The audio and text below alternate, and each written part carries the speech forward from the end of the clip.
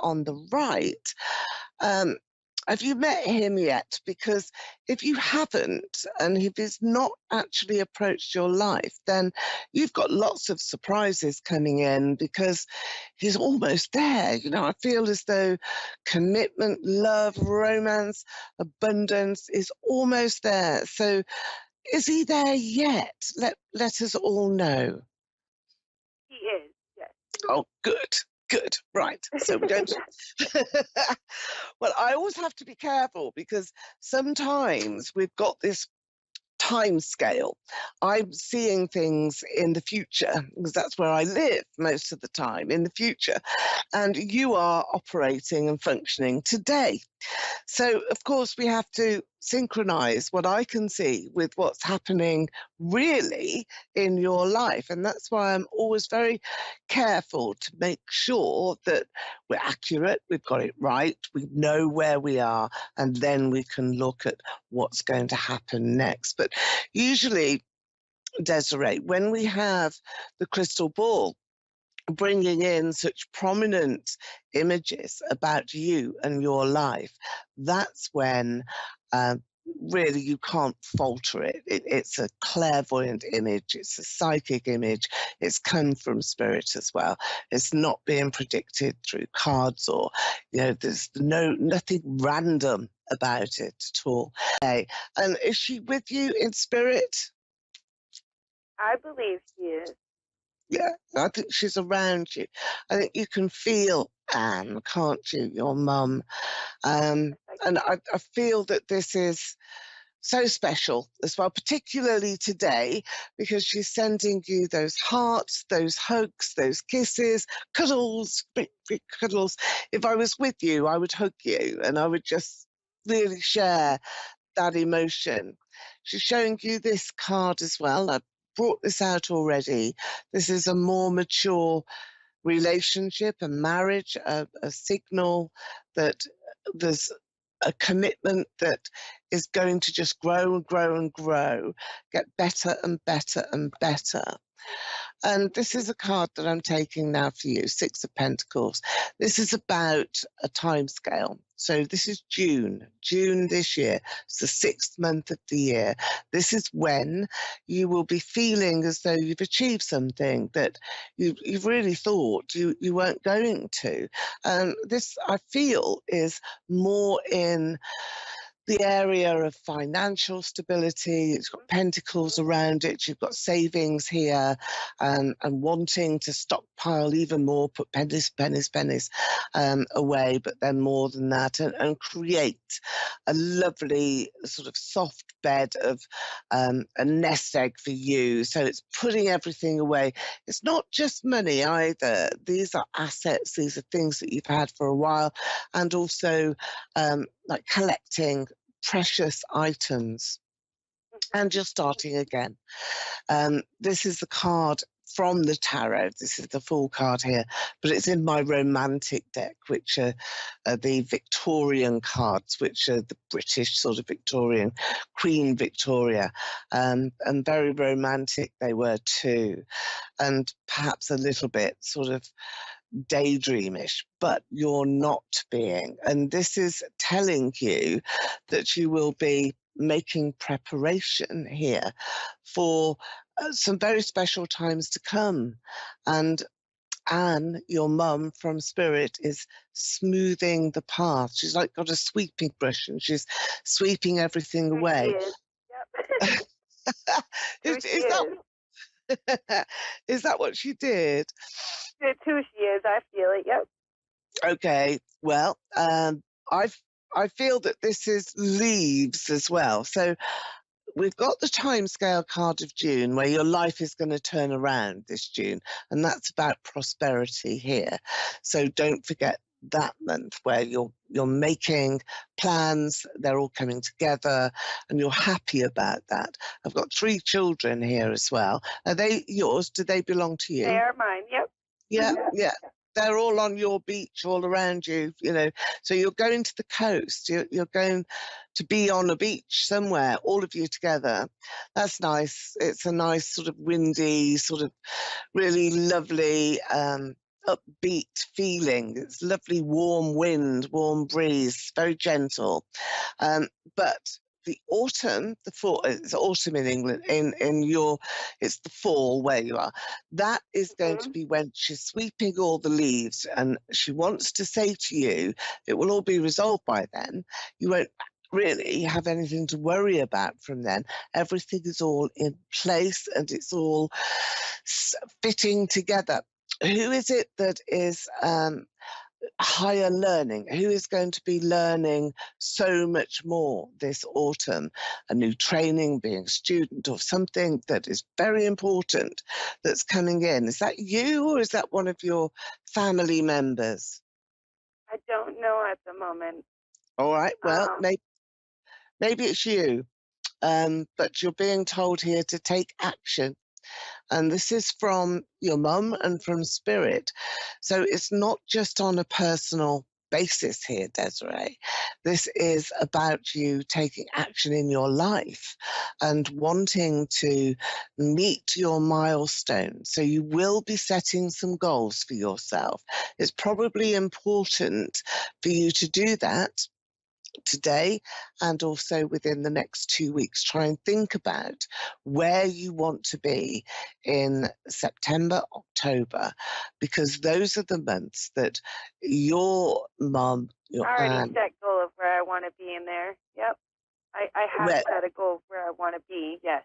okay, is that in a different location, or is it a philosophical plan as to Yes. what you want to Yes. achieve Yep. by then? Yep. Location. Location, yeah, I thought so. So it's going to happen. That's what your message is today. It is going to happen. That's come from your mum. And that plan is a good one.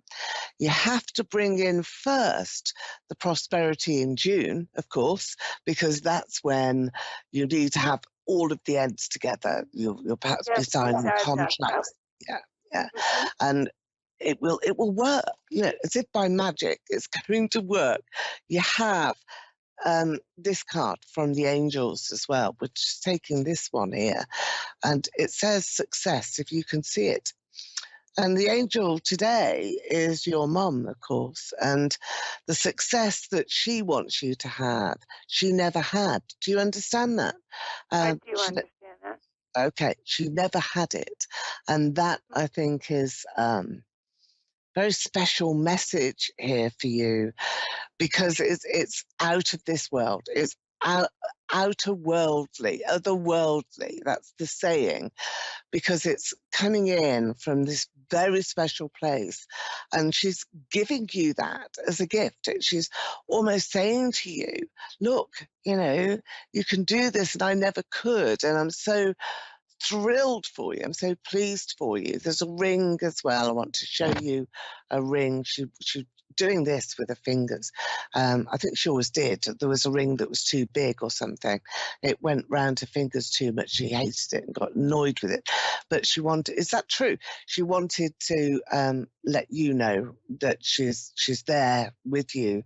And this ring is coming to you as well. So you're likely to have something bought here for you as a gift. And that's very special too, Desiree.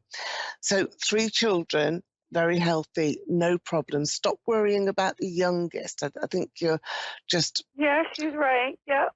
Okay.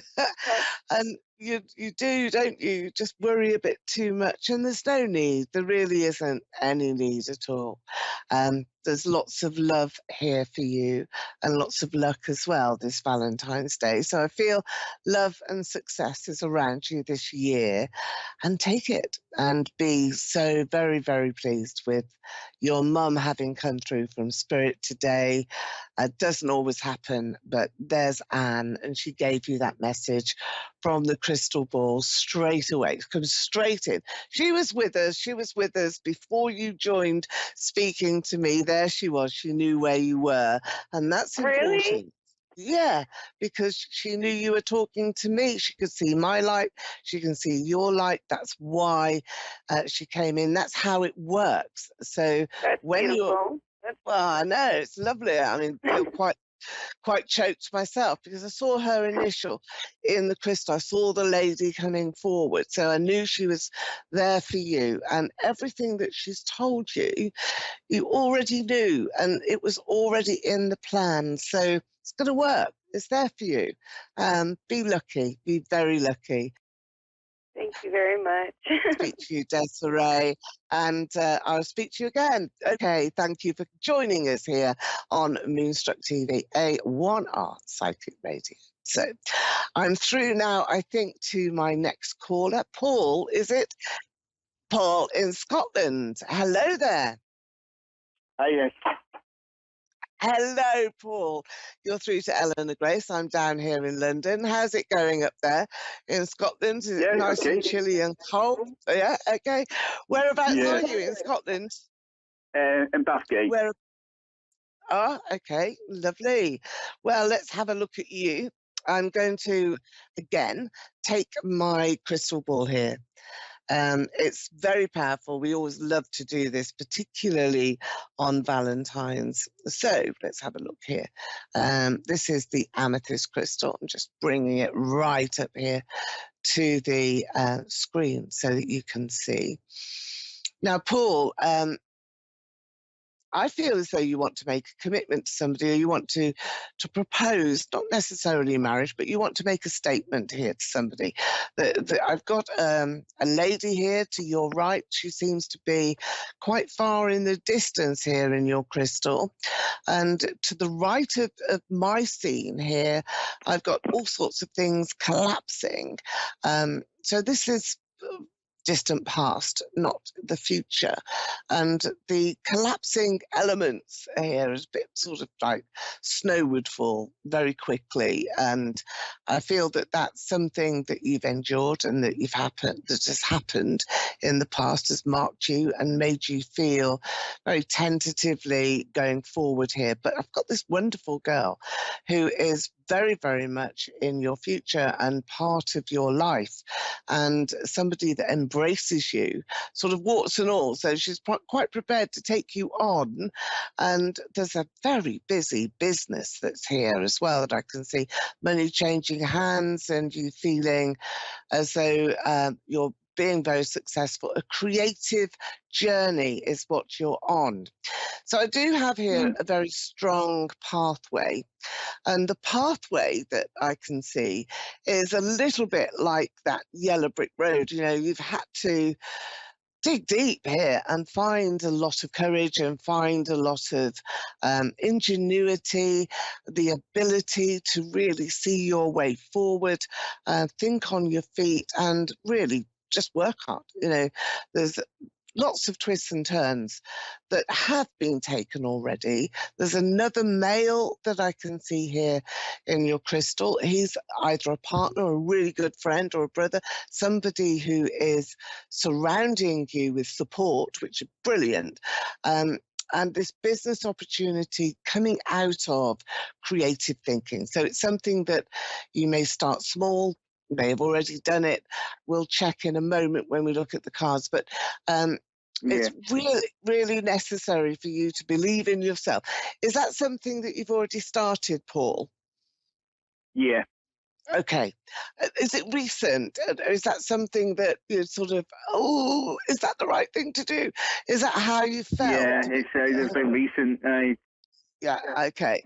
Well, I'm telling you from the crystal here, it is. It's absolutely the right thing to do. It's the only thing to do. But remember that image of the yellow brick road where you've got to sort of encounter all sorts of difficulties and problems, but the overriding theme here is success. You will be successful. Let's take a quick look into the cards as well, because it's nice to get this detail. Now, the girl that I can see is sort of quite distant. She's beautiful, and she's very romantic. So she's probably very likely not to, how can I say it, sort of be business-like. You know, she would be a bit more dreamy, or perhaps not able to function here on this very, very practical basis, but Yeah. that's what you're attracted to. Is that correct? Is that her? Is that how she Yeah. operates? Yeah. Well, you've got here the Ace of Cups, which has come through in your cards. This is falling in love. I mean, it's Valentine's Day. Happy Valentine's Day, and you've got the card for falling in love, which is amazing. But this is a deeper level. So it's not just falling in love once, but you're falling in love twice and 3 times. Falling. It's a bit like Lady Gaga and her song, you know, you're out of the shallows, you're very much in the deep, but it's going to work. It's brilliant. Is that how you're feeling, Paul? It is, yeah. Now, in spirit, I do have the Empress. So this is your mum or your maternal grandmother. But apart from her, I also have a man that's standing there. But I feel as though he is connected to your mum. So it's either her brother or her father. So is there somebody that's recently passed, Paul? I have to ask you, because it seems to be as though this guy is sort of floating around, not really knowing quite where he is. And I just wanted to bring his flavour to you. Who is he? Is he just recently My brother. passed? Your brother? Yeah. Yeah. Okay. What happened in November? Was that an anniversary or a recent passing? What happened then? He's saying November I think he passed away in November. He passed away in November. Yeah. Okay. He loves you.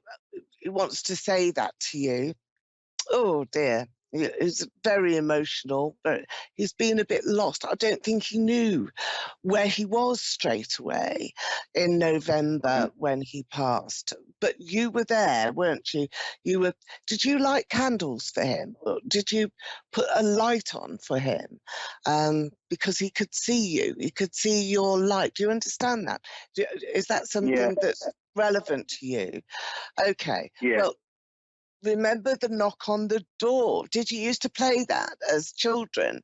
Did you? Did you knock on the door and run away? And yeah. Is that well? He's saying to you, it's just like that. It's just the same. It's going to come up and it's going to knock on your door. So if you just hear a little bit of wind or the door going, it's him. It's your brother, Paul. I mean, he's there. Who is Robert? Is he in your family? No, don't think so. A grandfather, Robert?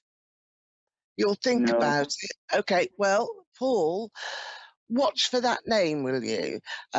Because I feel that this is either somebody that your brother is sending to you or a person that is going to be important going forward here. Do you have a daughter, Paul? Yeah. Is she a soft heart? Has she got a very soft heart? Is she a sweetheart? Yeah. Okay. Yeah. I've got some very good news coming for her. This is what your brother is saying. And I want to go back to the funeral as well, to November. Because I feel as though he was with you, he was there, and he was making such a difference. You made such a difference. Did you stand up and speak? What was it that you said? No. You knew. Who was it? Who stood up to speak? I think it's probably his partner. Yeah, okay. You must tell his partner. He knew what she was saying, and he was there. He was part of it. He was present, and then whisked away. And that's when he knew where he was. That's when he knew. However, one last message from him is the Sun card here, and the Sun card is for you. It's about your business success. Go for it. Remember tricks that you played as boys, and always remember him that way. So I'm going to love and leave you, and thank you so much for joining us today. Paul from Scotland, and I've been Eleanor Grace, and I'm your psychic medium, and you can find out a lot more about me on gracedestiny.com. See you same time next week. Bye for now. Bye.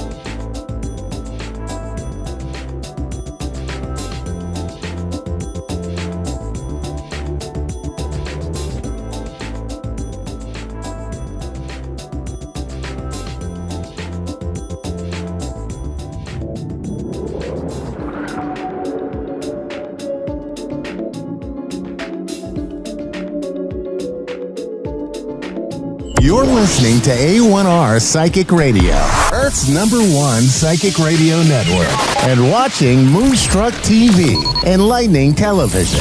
Welcome. Time for the Mini Medium with Stephanie Cowan.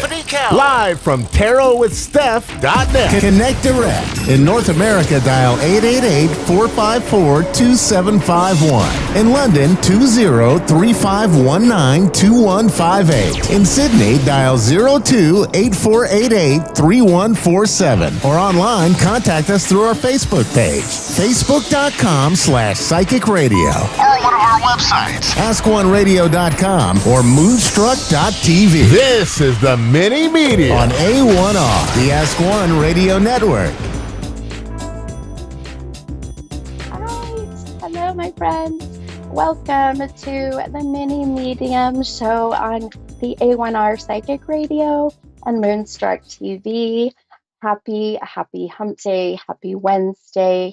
I am looking forward to tonight. It's been, for me, it's been, well, for one, it's been just a very nice, calm day today, which has been nice. And yesterday, being Valentine's Day here, here in the US, I don't know how Valentine's works in other countries, to be honest. Maybe that's something I need to look into and do more research. But anyway, yesterday I was busy with, man, it was so fun. I got the chance to go up to Park City here in Utah. So if you've never been to Park City, or if you've never been to Utah, you need to. Our mountains are beautiful. We have tons of snow right now. And matter of fact, we have gotten so much snow this year that we now are we're close to pulling ourselves out of the drought that we've been in. So that's great news. But the snow is beautiful. If you love to snow ski, and they call it the greatest snow on earth, right? And I'll tell you, it really is. I'm not much of a skier. I prefer to be in the heat and the beach and soaking up the sun. But for those who love the snow, I definitely recommend you come to Utah and head up to Park City. It's beautiful. And yesterday I got to head up there and do about 4 hours of just sun-free love readings and at a beautiful store up there. It's called Indigo Highway. And if you really like, kind of the metaphysical, but also uh, bohemian chic type stuff, then you would love this store. They have crystals, and then they have, sage bundles and Palo Santo, and they even have tarot decks now and oracle decks.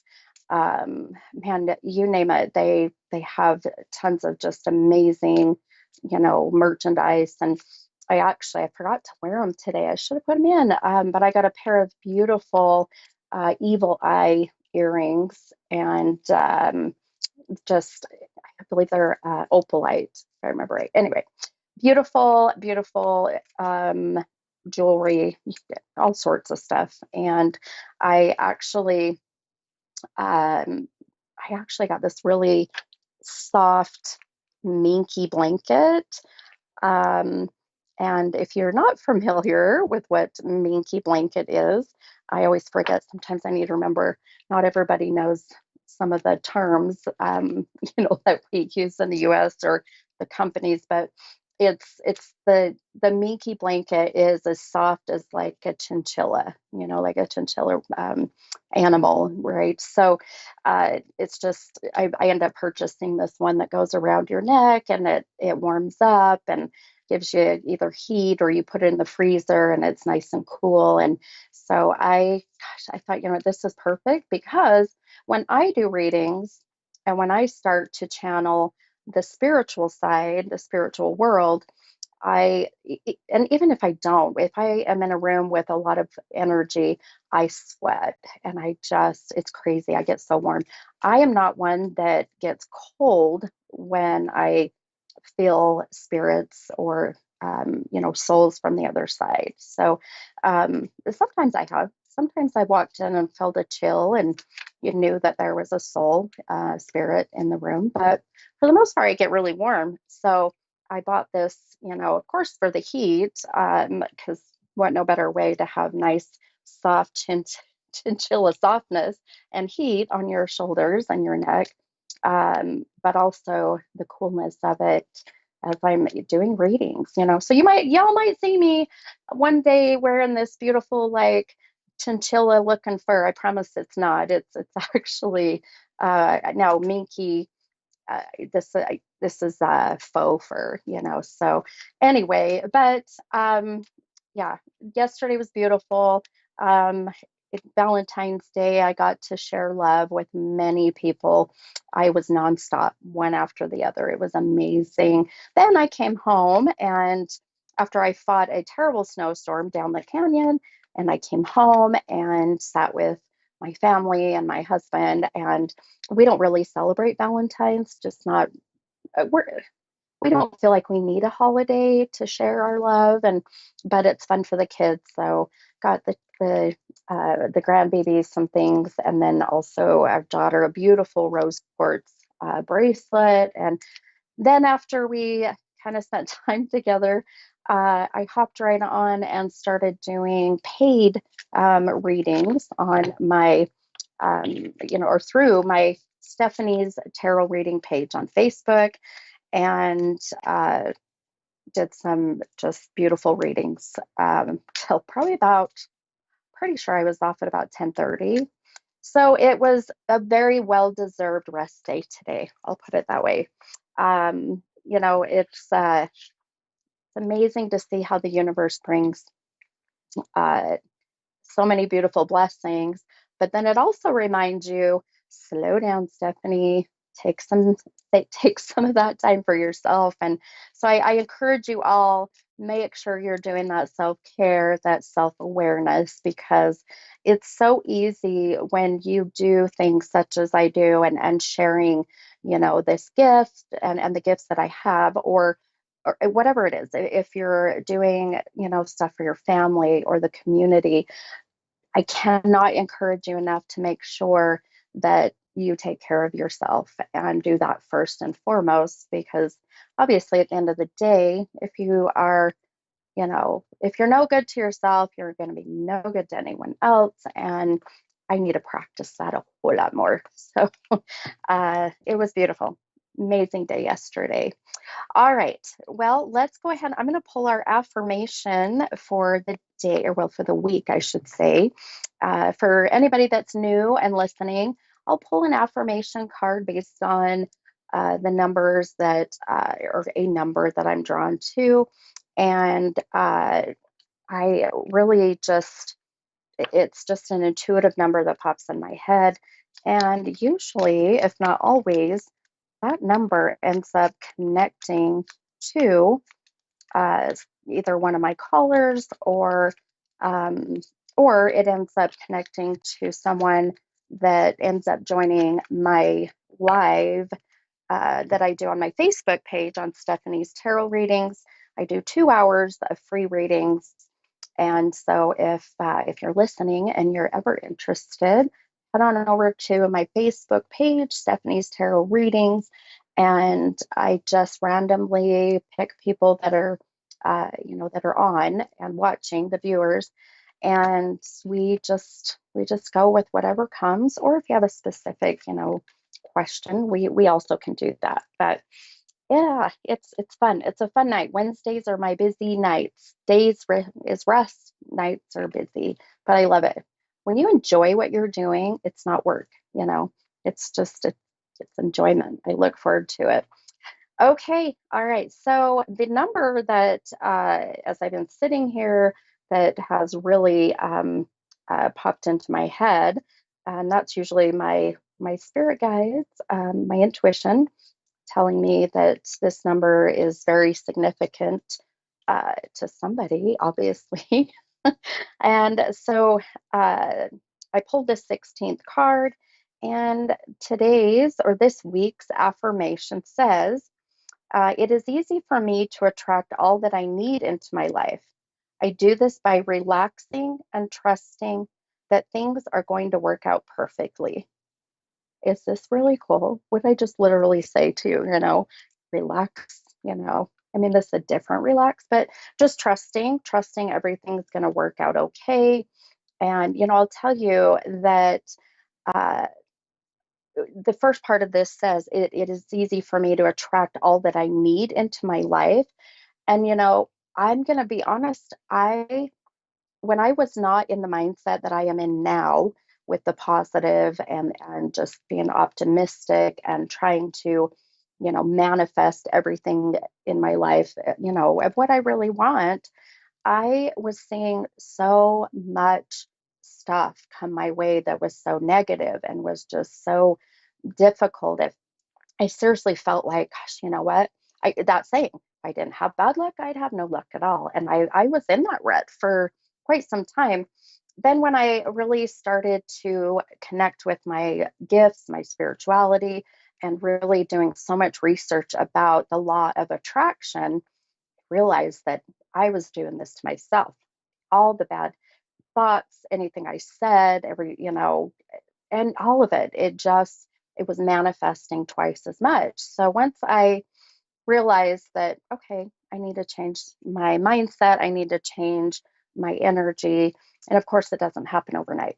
It just doesn't. It takes time and it takes some work. But if the intent is there, it will happen. So when it says it's easy for me to attract all that I need into my life, it kind of is easy. I mean, it's it's easy in a way. I guess that's the best way I can put it. But really, relaxing and trusting that things are going to work out perfectly is key, right? Just trusting that the universe or God or whoever you feel, your higher power, really has your best interests in mind. And at the end of the day, I feel if you, I heard this the other day, and I'll mention this quick, and then I'll take my first caller. But I heard the other day on a little documentary that I've been watching.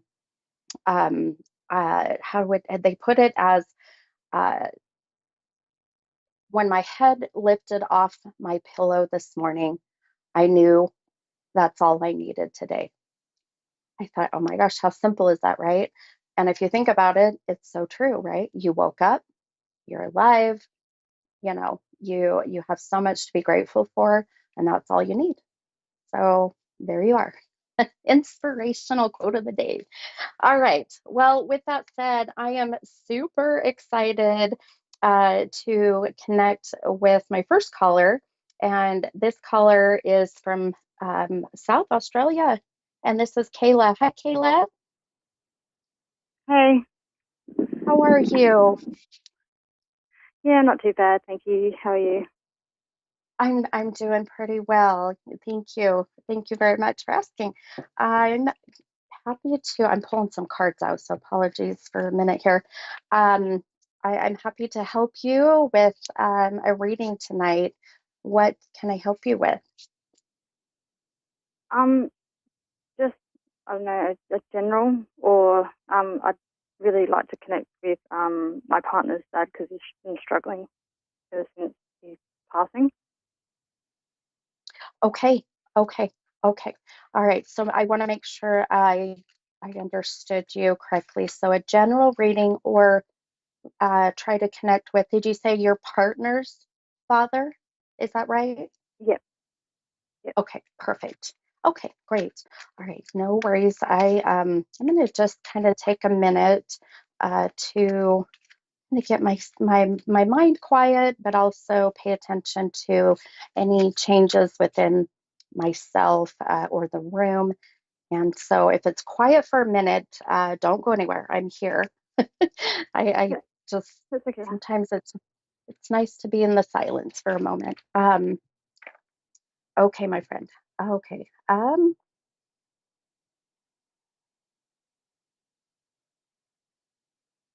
Okay, let me ask, first and foremost, I always ask my callers, well, all my callers for the night, my two calls I usually take, but I do free readings on my Facebook page a little after I get off my show here. And anytime that I pick up numbers that really just they pop into my head, and I feel there's a really strong significance, I'll share that. And the number that, before I got on my show tonight, I keep seeing the number 16, so 1 6. Do you connect with that in any personal way, or with your partner or partner's father? Not that I can think of at the moment. Okay, okay, no worries. Yeah, Sometimes I'm not this too is sure. okay, no worries. That's okay.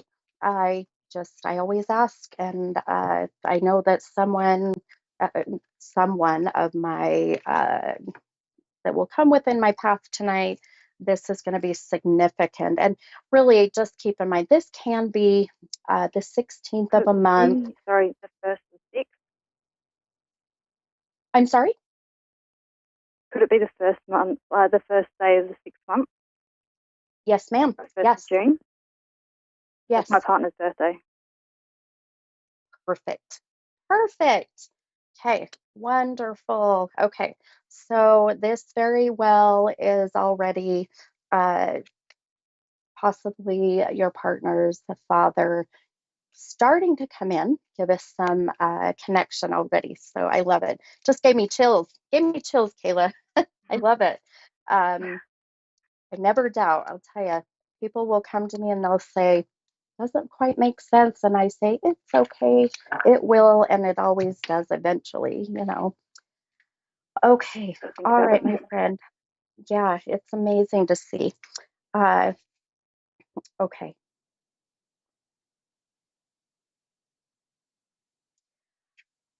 Now, the first thing that I get numbers a lot, and a lot of the time it is loved ones on the other side just giving us beautiful validations, just as we just got. And so I always ask, before I get on my show, I do ask that any souls that walk within God's white light that would like to channel through me to give me signs, symbols, numbers, and numbers are always so popular, I guess, if you will. And so as I'm sitting here, I, uh, I, well, this is interesting. Okay. I'm also getting a 27. I keep seeing 27. So like the 27th of a month, the age of 27. Um, I'll just uh, ask my partner. Say that again, hun. I'm sorry. The number 27 is Dad. No, not sure. Okay. On that one. Okay. No. Okay, hun. No worries. That's okay. Okay. Okay. Her dad's passing. If this is who I'm starting to pick up on with Dad, if this is Dad, I'm starting to get the energy changes, as I call it, in the room. I feel I keep getting the sense of I am sick. I have an illness. I'm not well. I'm sick, and then I I'm not, boy, I'll tell you, I feel there's a sense of I just didn't quite tell everyone the full truth. Um, then I pass after that time. Was he ill at the time of his He passing? had cancer. Okay. He Okay. passed away from cancer. Okay. Perfect. Okay. Yeah. And I feel he's showing me that he knew he was sick for some time, but he just didn't want to worry her or anyone else for that matter.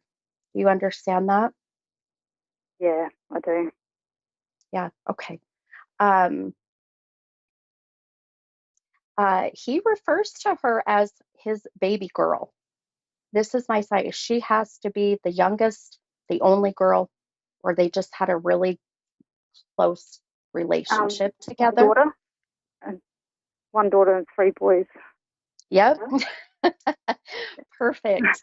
Oh, I think we got Dad here. I love it.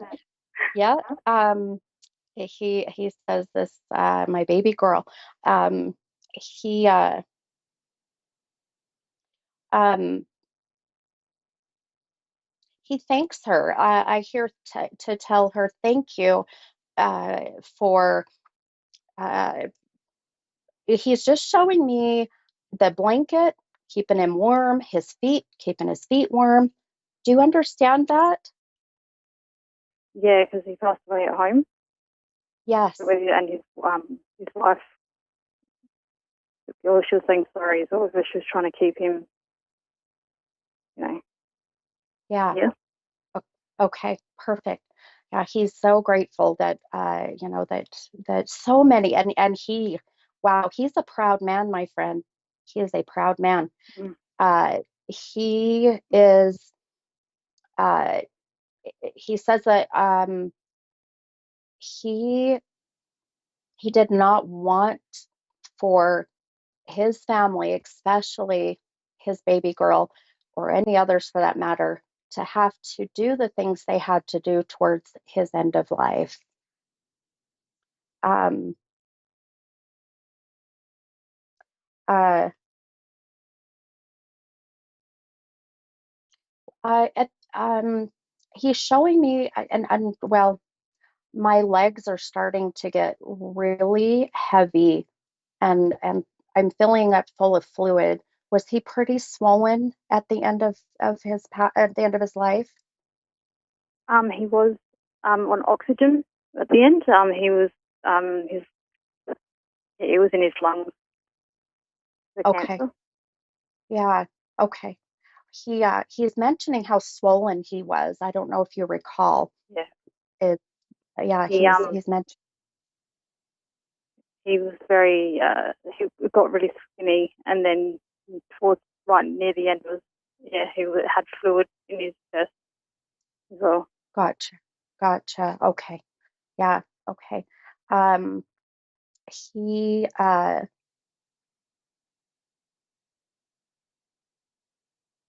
um wow. He's really shown me the energy coming from him makes me feel that his passing was not very long ago, within the last maybe couple years. Is that correct? Yeah. Yep. Yeah. Okay. Um, yeah, he says, It was 2 years, just over 2 years ago. yeah, just barely, right? Just Yeah. over. Okay, perfect. Um, oh, now I understand why why the birthday, of your partner. Um, uh, that he just, wow, he is so proud, so proud of her, and just so proud that he gets to call her his daughter. And he also he needs her to also know. I keep hearing that he he absolutely loves, approves of her choices that she has made recently in her life. Do you understand that? Yeah, I do. Perfect. Perfect. Um, okay. Yeah, he's definitely he's a bit of a quiet man. I have to tell you that. He's a little quiet. I and I don't know if this is just because he's just a little, maybe he's a little radio shy, or that's just Yeah, how he was. he's quite he'll say exactly how he thinks, and he's always very he jokes around all the time. He used to, Yeah, but I he was love always it. the first one to say something, and he was quiet, but he's sitting quietly. But then when he needs to say something, he'd say it. Yeah. Oh, perfect. Well, and that's how he's coming through is the same way. Um, I know I only have a couple minutes left in this segment of my show, but one thing I have to leave you with, and I would say also with your partner, is he said you're right, he is kind of funny. Did you get the chance to meet him, by the way? No, I didn't. I've just heard a lot about Okay. him. Oh, I've been perfect. told a lot by Okay. his mum. Yeah. Yeah. Okay. No, that's perfect because uh um he's he's hilarious, but he says tell my daughter, tell my daughter she's done good. She did good. He says, tell her she did good. And he says, make sure you include me in celebrations in the ceremony. I don't know if you're planning to have a ceremony, you're getting married, or birthday celebration, but he wants to be remembered and included.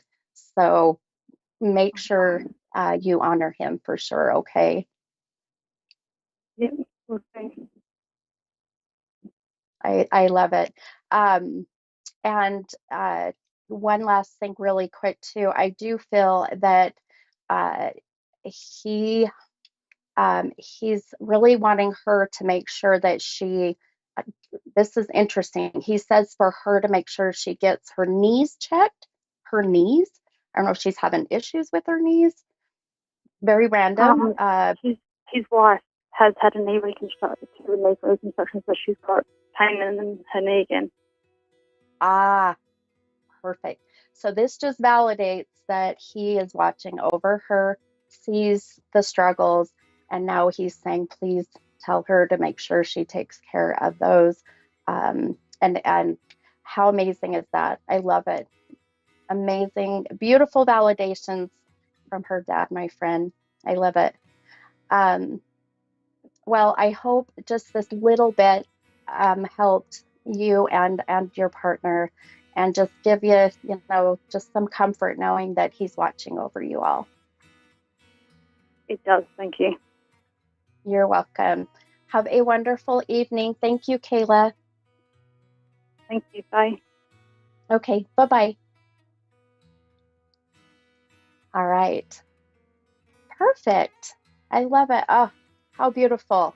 Amazing, amazing. Already. Amazing connections that we have with just that first caller. It blows me away sometimes how, that spirit works, and how beautiful that they can come through with such amazing, specific validations. And I mean, this gal lives in Australia, my friends. I did not know her. I didn't even know the name until, obviously, till I got her on the call. And then her partner's dad.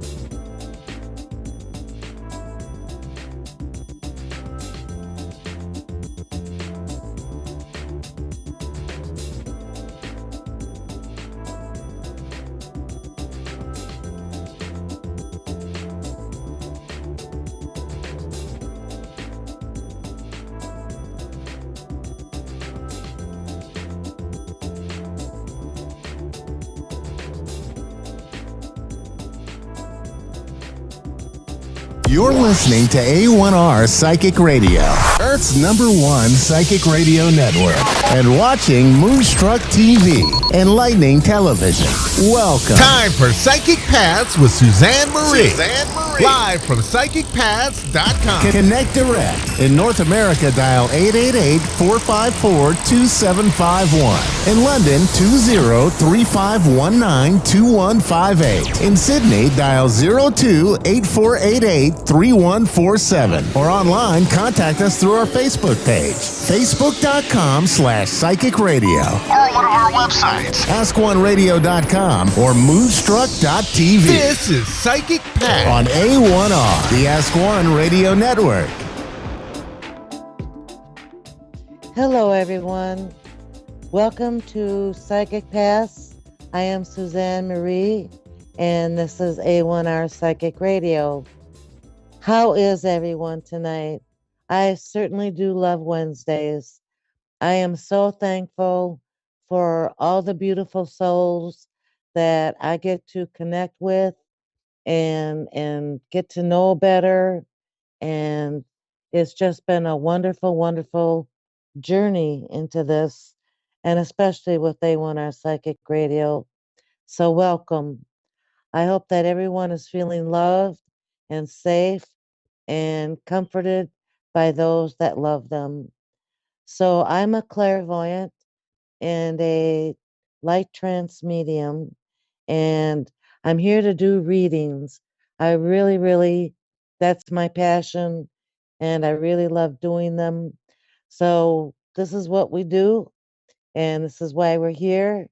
So, if anyone wants to reading, please call in, and I will do my very, very best. We are in Aquarius season, which is the season of change, and it's kind of constant change. So it's a continual change. And then we'll go right into Pisces, which is dreams and aspirations. And so it's a very, very good time for me to be here and be able to do the readings. So yeah, I am in Minnesota. It is the dead of winter. So if anyone has any sunshine going on, please send it our way. We would enjoy it. Um, so yeah, and you can reach me if you enjoy the reading and would want one of your own. You can reach me at readingsbysuzanne@gmail.com. Thank you so much. Margaret from South Australia. Hello. Yes. Hi. Hello. How are you? Hi. How are you tonight? I'm fine. I'm well, thank you. Today is a beautiful hot day here in Oh, Australia. We're going through send our it. summer and our heat wave. Oh, Very hot summers in the south of Australia. I hope I can pick some of that up for the winter here. It's like 13 inches of snow outside.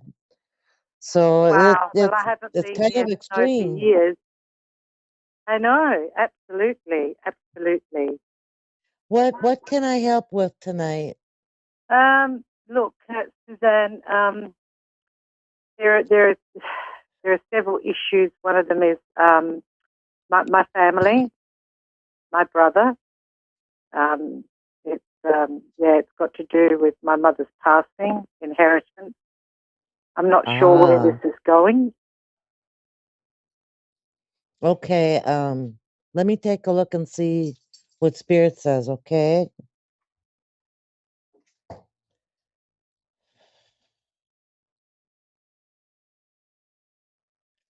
Okay, so did your mother pass away like maybe a month ago? No, Has it been no, my mother months? passed away. No, my mother passed away a long, long time ago. Hmm. It feels like there's a lot of anger going on. I feel a lot of frustration and anger. And I was picking up your mom, but she was making it seem like, oh, I just got here. So that's why I had to ask. Oh, Um, so has your brother always been quick tempered? Because it feels like mm-hmm. even when he's not showing it, he's thinking it. He's very quick Yes, tempered. yeah, yes. Um,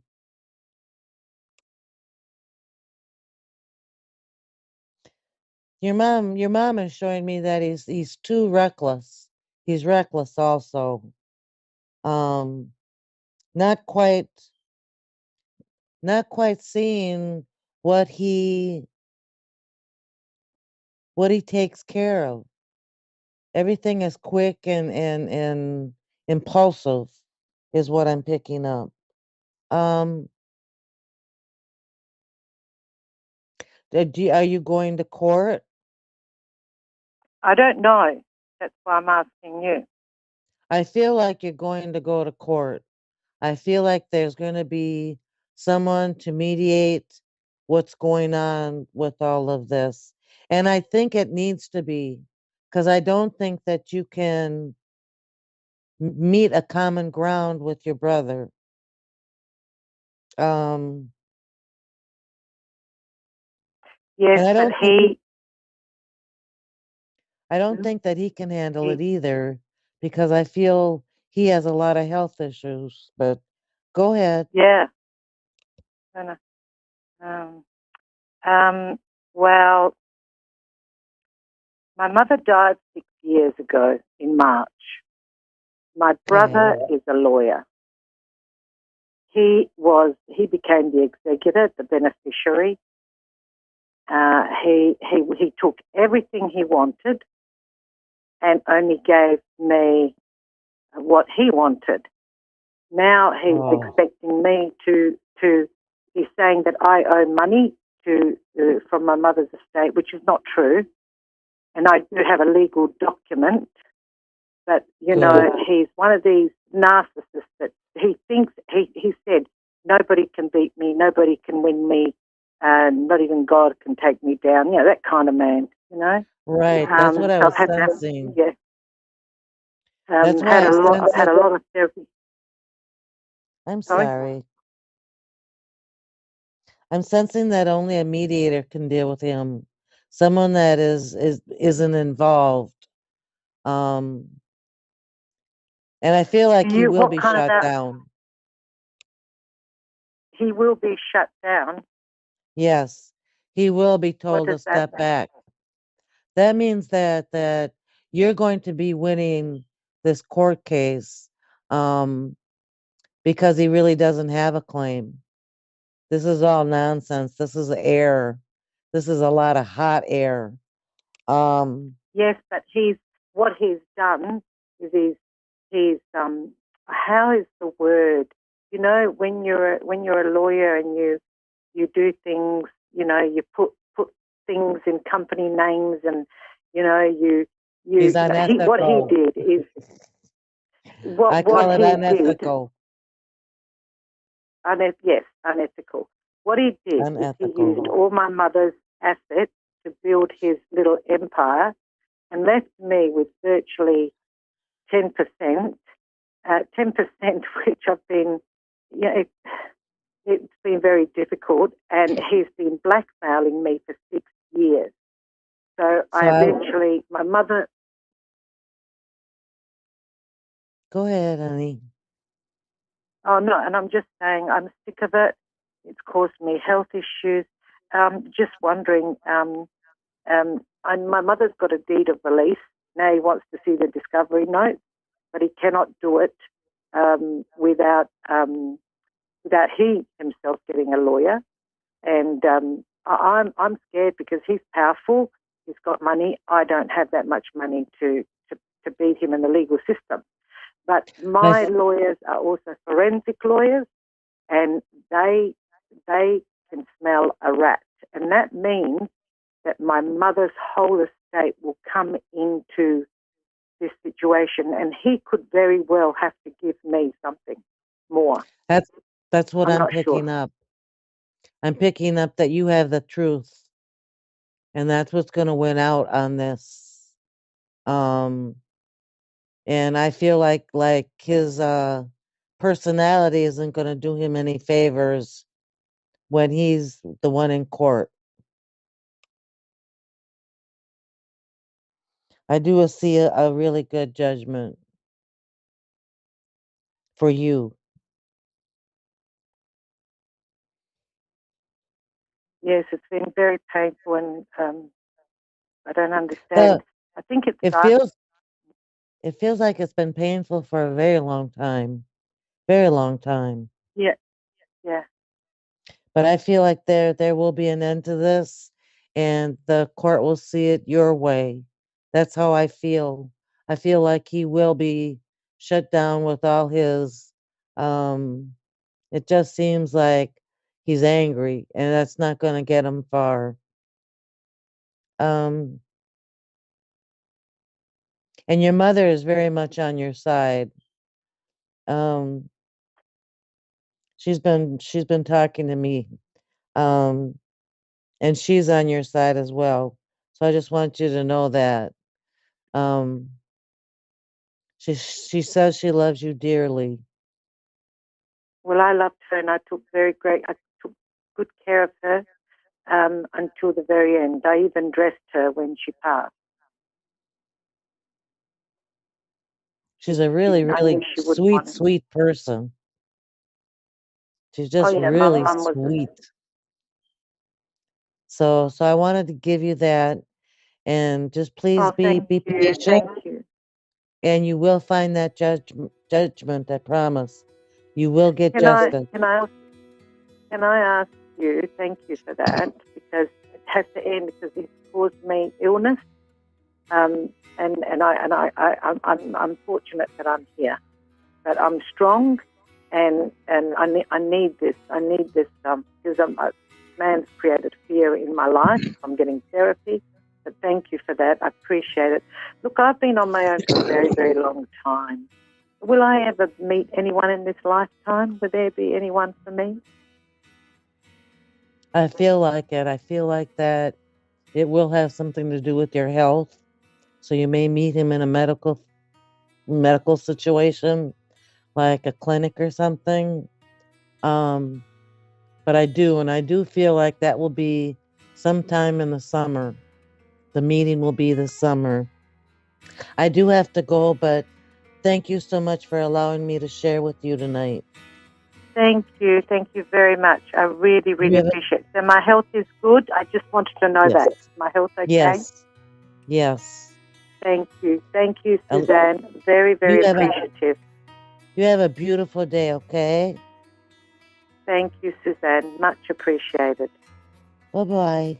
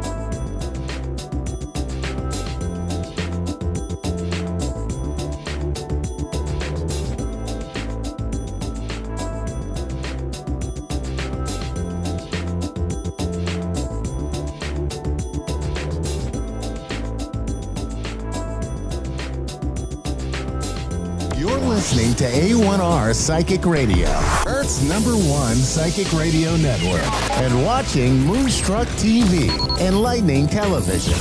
Welcome. Time for the Cowtown Medium with Kathleen Hart.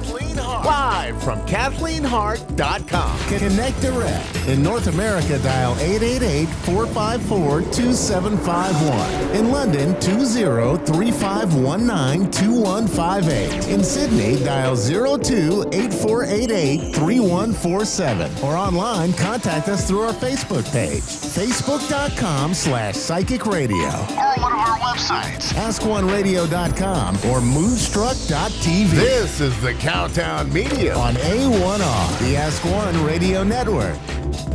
Good evening. I'm Kathleen Hart. I'm so glad you could join me tonight. I'd like to talk to you a little bit about mindfulness tonight.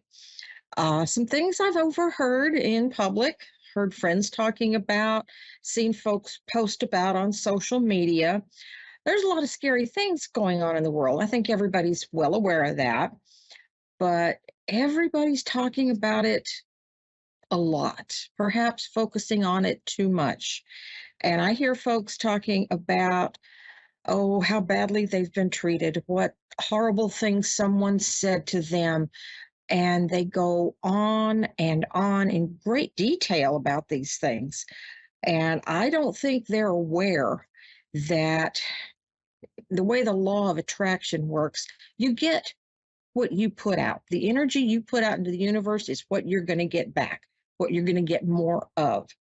So if you're talking about all the horrible things happening in the world, all the bad things that have happened to you, all the terrible things that have happened to somebody else, and that's largely all you talk about, you're going to start seeing more of it because you are attracting it to you.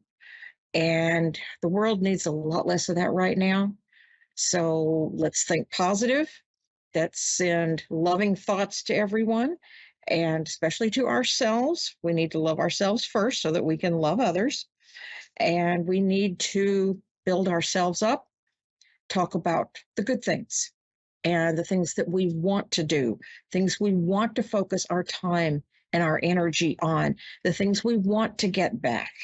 Let's talk about those, build ourselves up, build up each other up, and attract more abundance and attract more good luck and positive outcomes.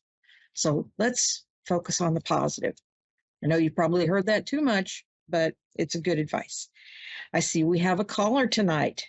Hi, Monica. What can I do for you? Hi. I just wonder if just give me some insight on some things that are going on with me and where I'm headed career-wise and okay. You know. So how about career first? Okay.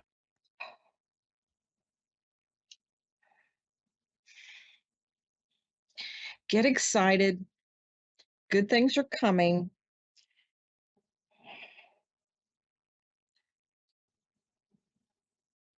Put out to the universe, shout out to the heavens what it is you're looking for. What brings you the most joy? What do you get most enthusiastic about? Focus on that, talk about that, and start looking. The more you focus on it, the more it will turn up. So make sure you're very clear on what it is you want to do and talk it up to yourself, talk it up to your friends, begin to talk it into existence, and then go out and hit the pavement and find it because it'll be out there. But be picky. Don't settle for less than what you're looking for. Does that make sense? Yes.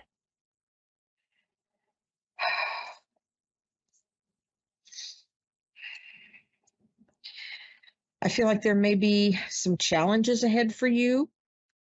An important decision to be made. But as long as you stay focused and positive, you can overcome anything.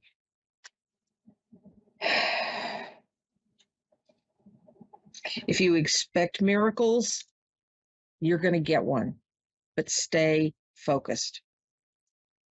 Okay. Choose your path carefully. You may be on it for quite a while. Once you get started, you dig those wheel ruts in a little bit deeper. It's harder to get off that path once you've really well established it. So be choosy. Be choosy.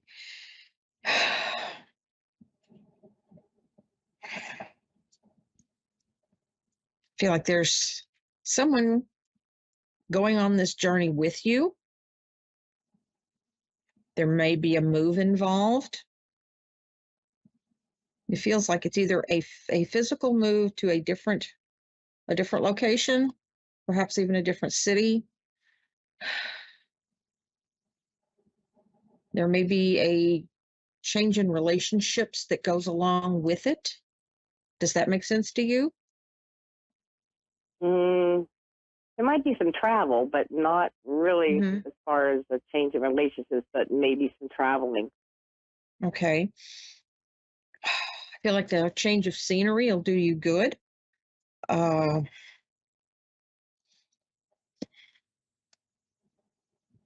do you feel called to do something new and different? I like what I'm doing. I just feel like there's an obstacle right now with my health, and I'm a little worried because it would affect my job. Absolutely. Stay focused on your health. Um, don't be afraid to seek out the help that you need, and don't settle for the first opinion. Get a second Okay. opinion on anything that's important. Um, anything that's slowing you down, you want to pursue that and getting something done about that before it becomes a bigger obstacle. Yeah, it's kind of I'm where I want to be career-wise. I got a promotion, and I'm excited about it, but I have an injury that I think is going to need some attention. Definitely, it would affect my job. Don't let that go. Don't overlook it. Don't downplay it. Too many times folks, these days will say, rub a little dirt on it and go on. Suck it up. It's not that bad. Pay attention to what your body's telling you. If it's causing you that much pain now, potentially it will only get worse unless you do something about it. So definitely seek the best treatment you can find, and don't let anybody tell you, if you feel it's that bad, don't you let anybody tell you that it's not a big deal. Because my if it's husband's not trying to do that, but I think he's wrong. I think be. it's a bigger deal than he thinks. Go with your gut instinct. It very, very seldom will ever lead you wrong. So you know how you feel. Nobody else does. You listen to that and follow that inner guidance.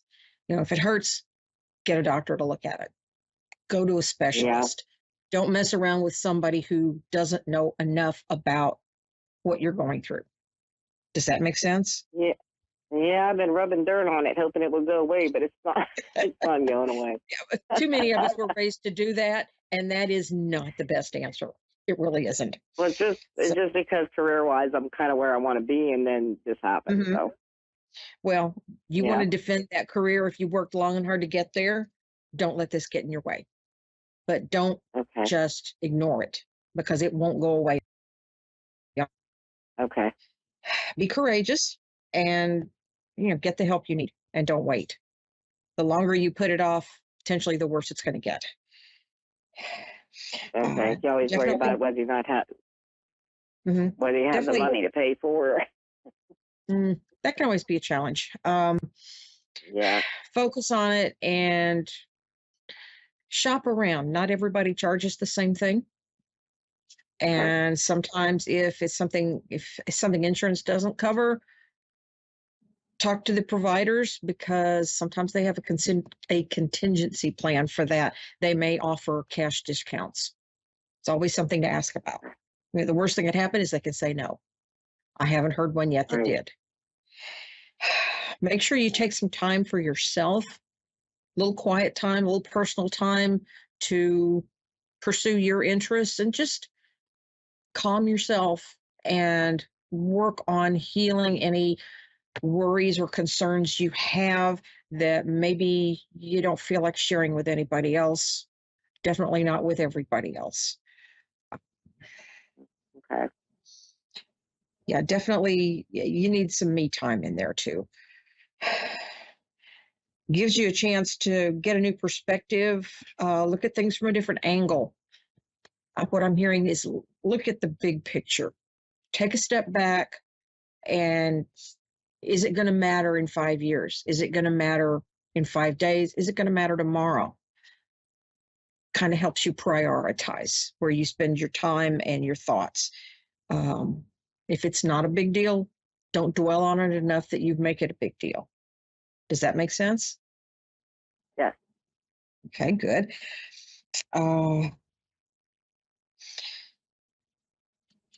I feel like there's something going on where you need to look a little deeper, something below the surface. I feel like there's something good there, but you may not see it at first. It may be difficult to see, but dig a little deeper, look past what's on the surface.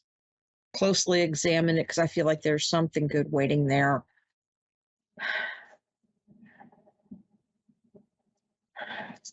Is that something that makes sense to you? Yeah, this been something for everybody, taking care of everybody else and not really doing anything for myself lately. Don't forget to focus on you. You can't pour from an empty cup. That's something my guides love to remind me, because I'll prioritize everybody ahead of me, and then I have to take a step back and go, wait a minute, need to recharge those batteries, rest up, take care of me, then go back taking care of everybody else. So don't forget to do that. Self-care is very important. Too many women these days overlook that and will just run themselves ragged and neglect their health, and that is not going to get you where you want to go. Yeah, that's what I've been doing. I've been taking care of everybody but me. Yeah, that's a bad habit a lot of us have. And once you practice, you can begin to get out of that. But don't forget, put you first, self-care, then you can take care of everybody else. Just like they tell you on the airplane, if the masks drop, put yours on first and then help the person next to you. Because if you pass out, you're no good to them. Same logic. Right. Was there another area you wanted to focus on? Are my children going to be all right? Everything going okay with them?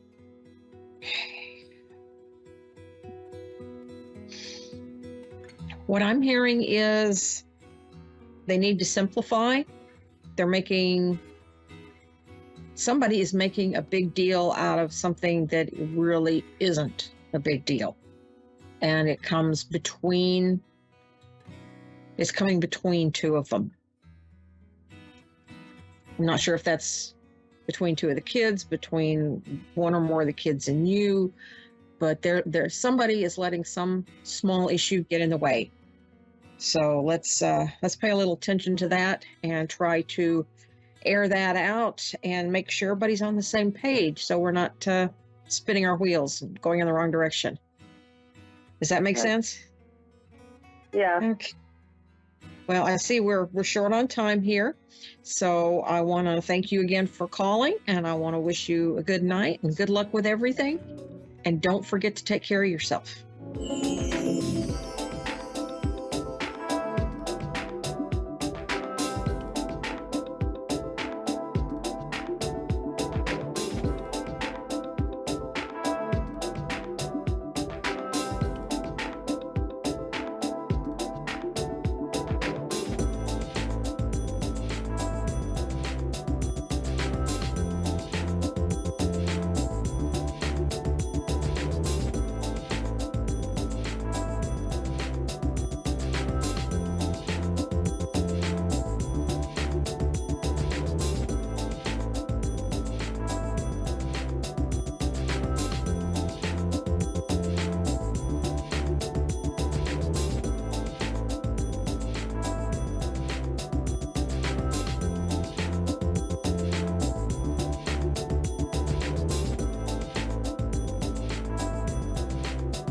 You're listening to A1R Psychic Radio, Earth's #1 psychic radio network, and watching Moonstruck TV and Lightning Television.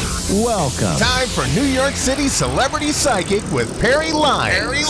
Live from PerryLyonsBrilliance.wixsite.com/Perry Lyons. Connect direct. In North America, dial 888-454-2751. In London, 20-3519-2158. In Sydney, dial 02-8488-3147. Or online, contact us through our Facebook page, facebook.com/psychic radio. Or one of our websites, askoneradio.com or moonstruck.tv. This is New York City Celebrity Psychic on A1R, the Ask One Radio Network.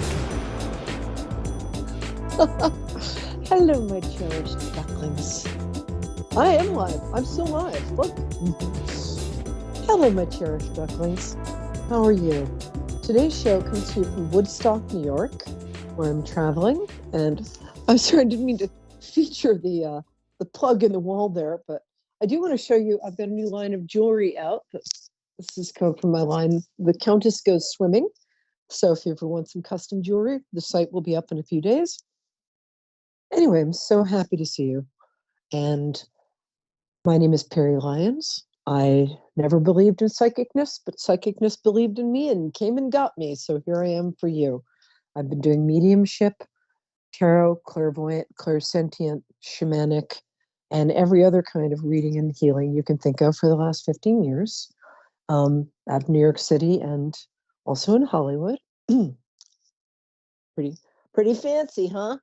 And so I am here waiting for you to call in with your most beautiful, deep, true, important questions. Or they could just be questions. They don't have to pass all of those fabulous tests. So while I'm waiting for you to call, we're going to do the psychic weather for the week, which is where I pick 3 tarot cards. 1, 2, 3. Excuse me. And each card is going to stand for the beginning, the middle, and the end of the week, starting today. So let's see what the first one is. Oh, that's always a nice card. Woohoo! By the way, I've been making jewelry, so don't look at my nails because they are terrible. This card is really a wonderful card to start the week with. This guy is he is in fact riding a horse that's wearing a green tablecloth, but that, like everything else in the tarot, is symbolic. The green tablecloth symbolizes healing. He's riding back from a successful battle, but the battle didn't have anything to do with bloodshed. The battle has to do with sort of a battle of the wits, and he's coming back from doing something successful in healing. You can see the bay leaf thingummy wreath. That's the word, wreath, on his wand symbolizes it. This is for you. This means that you have just had some sort of triumph that brought you, even if you don't know about it yet. So if you had a meeting or you had a presentation or a performance review, or you were just very clever, this means that all paid off and you're being eyed, even if you don't know it, with respect and admiration. And you're going to get a lot of good things out of whatever cleverness you perpetrated in the last few days. So, awesome. A lot of wands this week. This is the Queen of Wands. So this is a woman in your life, might even be you. If you're a woman and you're in your life, then you're a woman in your life. Yeah. Okay, moving right along. Queen of Wands could be an aspect of yourself that you're bringing to the fore. It usually means a woman who's an Aries, a Leo, or a Sagittarius, a fire sign, but it could mean that you have qualities that these signs have, like forthrightness. What's the word I'm looking for? Exuberance, a tiny bit of positive pushiness, proactiveness. That's the word. Yeah, proactiveness.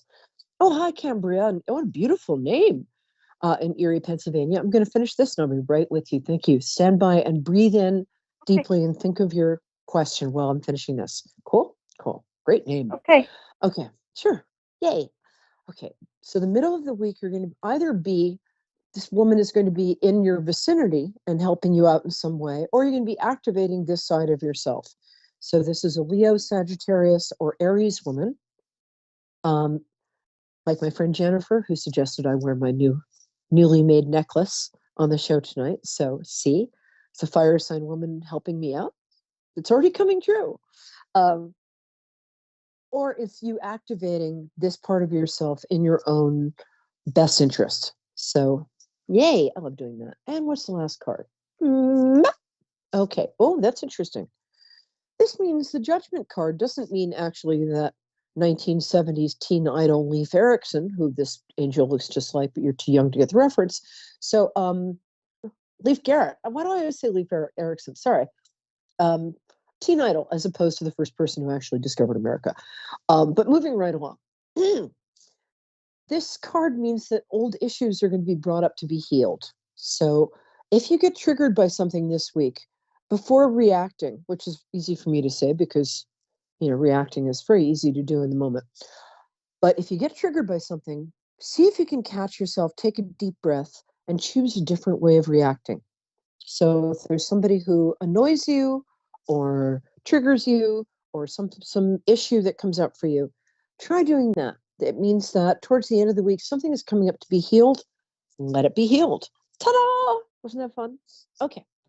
And now, Cambria, you have your own era named after you. That's so cool. What a beautiful name. Where'd that come from, Dawn? I guess my parents decided at last minute. It's awesome. I really love it. So I'd like to connect. Yeah, you're welcome. My pleasure. I like to connect to people through their birthdays. So can you tell me when your birthday is? My birthday is March 26th. I knew you were going to say March. Oh, you little Aries creature, you. Good week for you, according to the psychic weather forecast. Okay, March 26th. And what's your question, my angel? So I had a dream recently. My great grandma, who passed away 9, almost 10 years ago now, she came to me, and I think I had this dream. I'm trying to get confirmation. She told me she didn't agree with what my grandmother, who's my dad's mother, and others were doing to me, just crossing boundaries and whatnot. And I'm trying to confirm if that's what that she sounds was like a saying in visit. the dreams. I can't remember offhand. Yeah. I don't want to make anybody wrong here because I have to be very careful about that. But are you feeling that people are maybe crossing boundaries that they don't know about? Is that something you feel is happening? Yes, they have crossed boundaries. They come to my door and banged on my door and then sat in the stairwell for 3 or 4 hours, basically stalking me.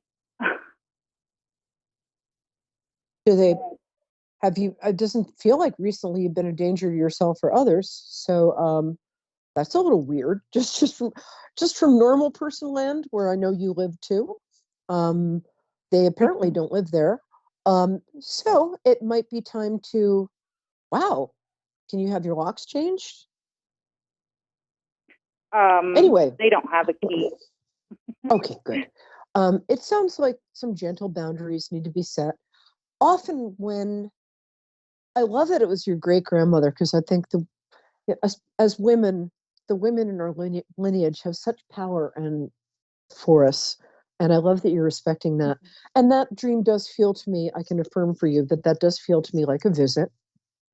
And it sounds like she was being very affirming of you. I feel that she's a very strong person. She was your mom's mom? Mom's mom? She's my grandmother's mom. Okay. My dad's so your mom's grandma. Mom. Yeah. Oh, your dad's grandma. Okay. Sorry. Yeah, I didn't feel your mom thing didn't feel right. So I'm glad you clarified that. Thank you. Appreciate it. Yay. Now, what also feels right is that, yeah, it definitely feels like she is a guardian angel of yours. If that makes sense, or a guide of some kind. And it sounds like you and she have a lot in common. You're both strong women. You're both have healthy self-care tendencies. And it sounds like don't try to meet nutty people on their own nutty level. What you can do is just very gently set some boundaries. And when people argue with you, just repeat. I call it the broken record technique. My sister taught this to me. You can she's a therapist, just repeat the same thing over and over again, which is your request. My request is that you observe normal visiting protocols. Maybe call me beforehand. Yeah. I'm sorry. Am I right on the fact that she does not like how they're treating me? Yes, you're right. Yes, everything my feeling is that was a visit, that she wants you to, yes, absolutely, yes. Yes, and more yes. I've stepped back from them. I'm not talking to them, any of them. My mother even tried to do the same. Well, same thing, but in her car. I don't want to get too much into telling you what to do. What I do want to tell you is that it feels like your great grandmother was visiting you and giving you some what feels to you very sound advice. Take that in a way that respects yourself and others. And that would be so. Yes, I'm going to affirm that that dream was, in fact, a true dream. Then sounds like a visit to me. How does that feel? Yes, good? That feels good. Thank you so much for everything. My pleasure, Angel. Call back soon. Let me know what happened. Okay? I'm glad you called. Okay, thank you. All right. Take care, my love. Hey, guys. So, in the earlier part of the segment, I was saying that I didn't used to believe in psychicness, but psychicness believed in me. And I know that some of you really feel strongly that you'd like to have psychic powers. And I can say, just pay attention to your intuition. We all have a certain amount of intuition of psychicness. And what it's about really is observing and respecting your thoughts. And sometimes it's just those passing thoughts. Here's an example. When I was first getting the hang of this, before it became sort of my career, I was I was in a Dwayne Reed.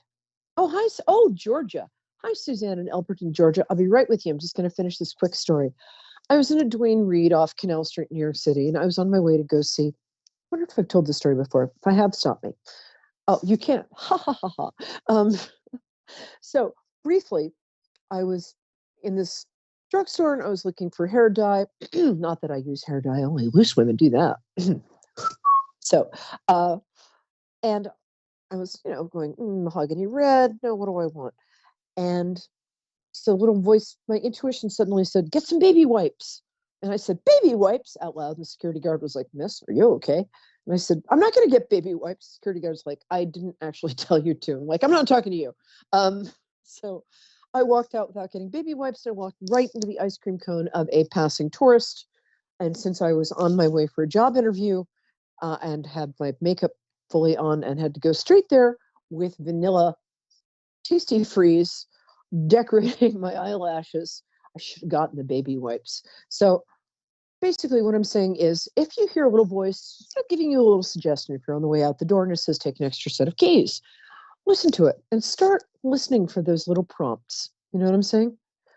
Because that's how you get more and more psychic. All good. All right, my darling. Hi, it's Suzanne, right? It is, yes. What a great name. I love that name. It's so elegant. I like any name for a woman in which you could both be president of the United States and a really sexy international spy with the same name. Dignified and hot. Right? Hi, baby. I'm so glad you called. True. So, tell me your birthday. That's how I like to connect to people. July 6th.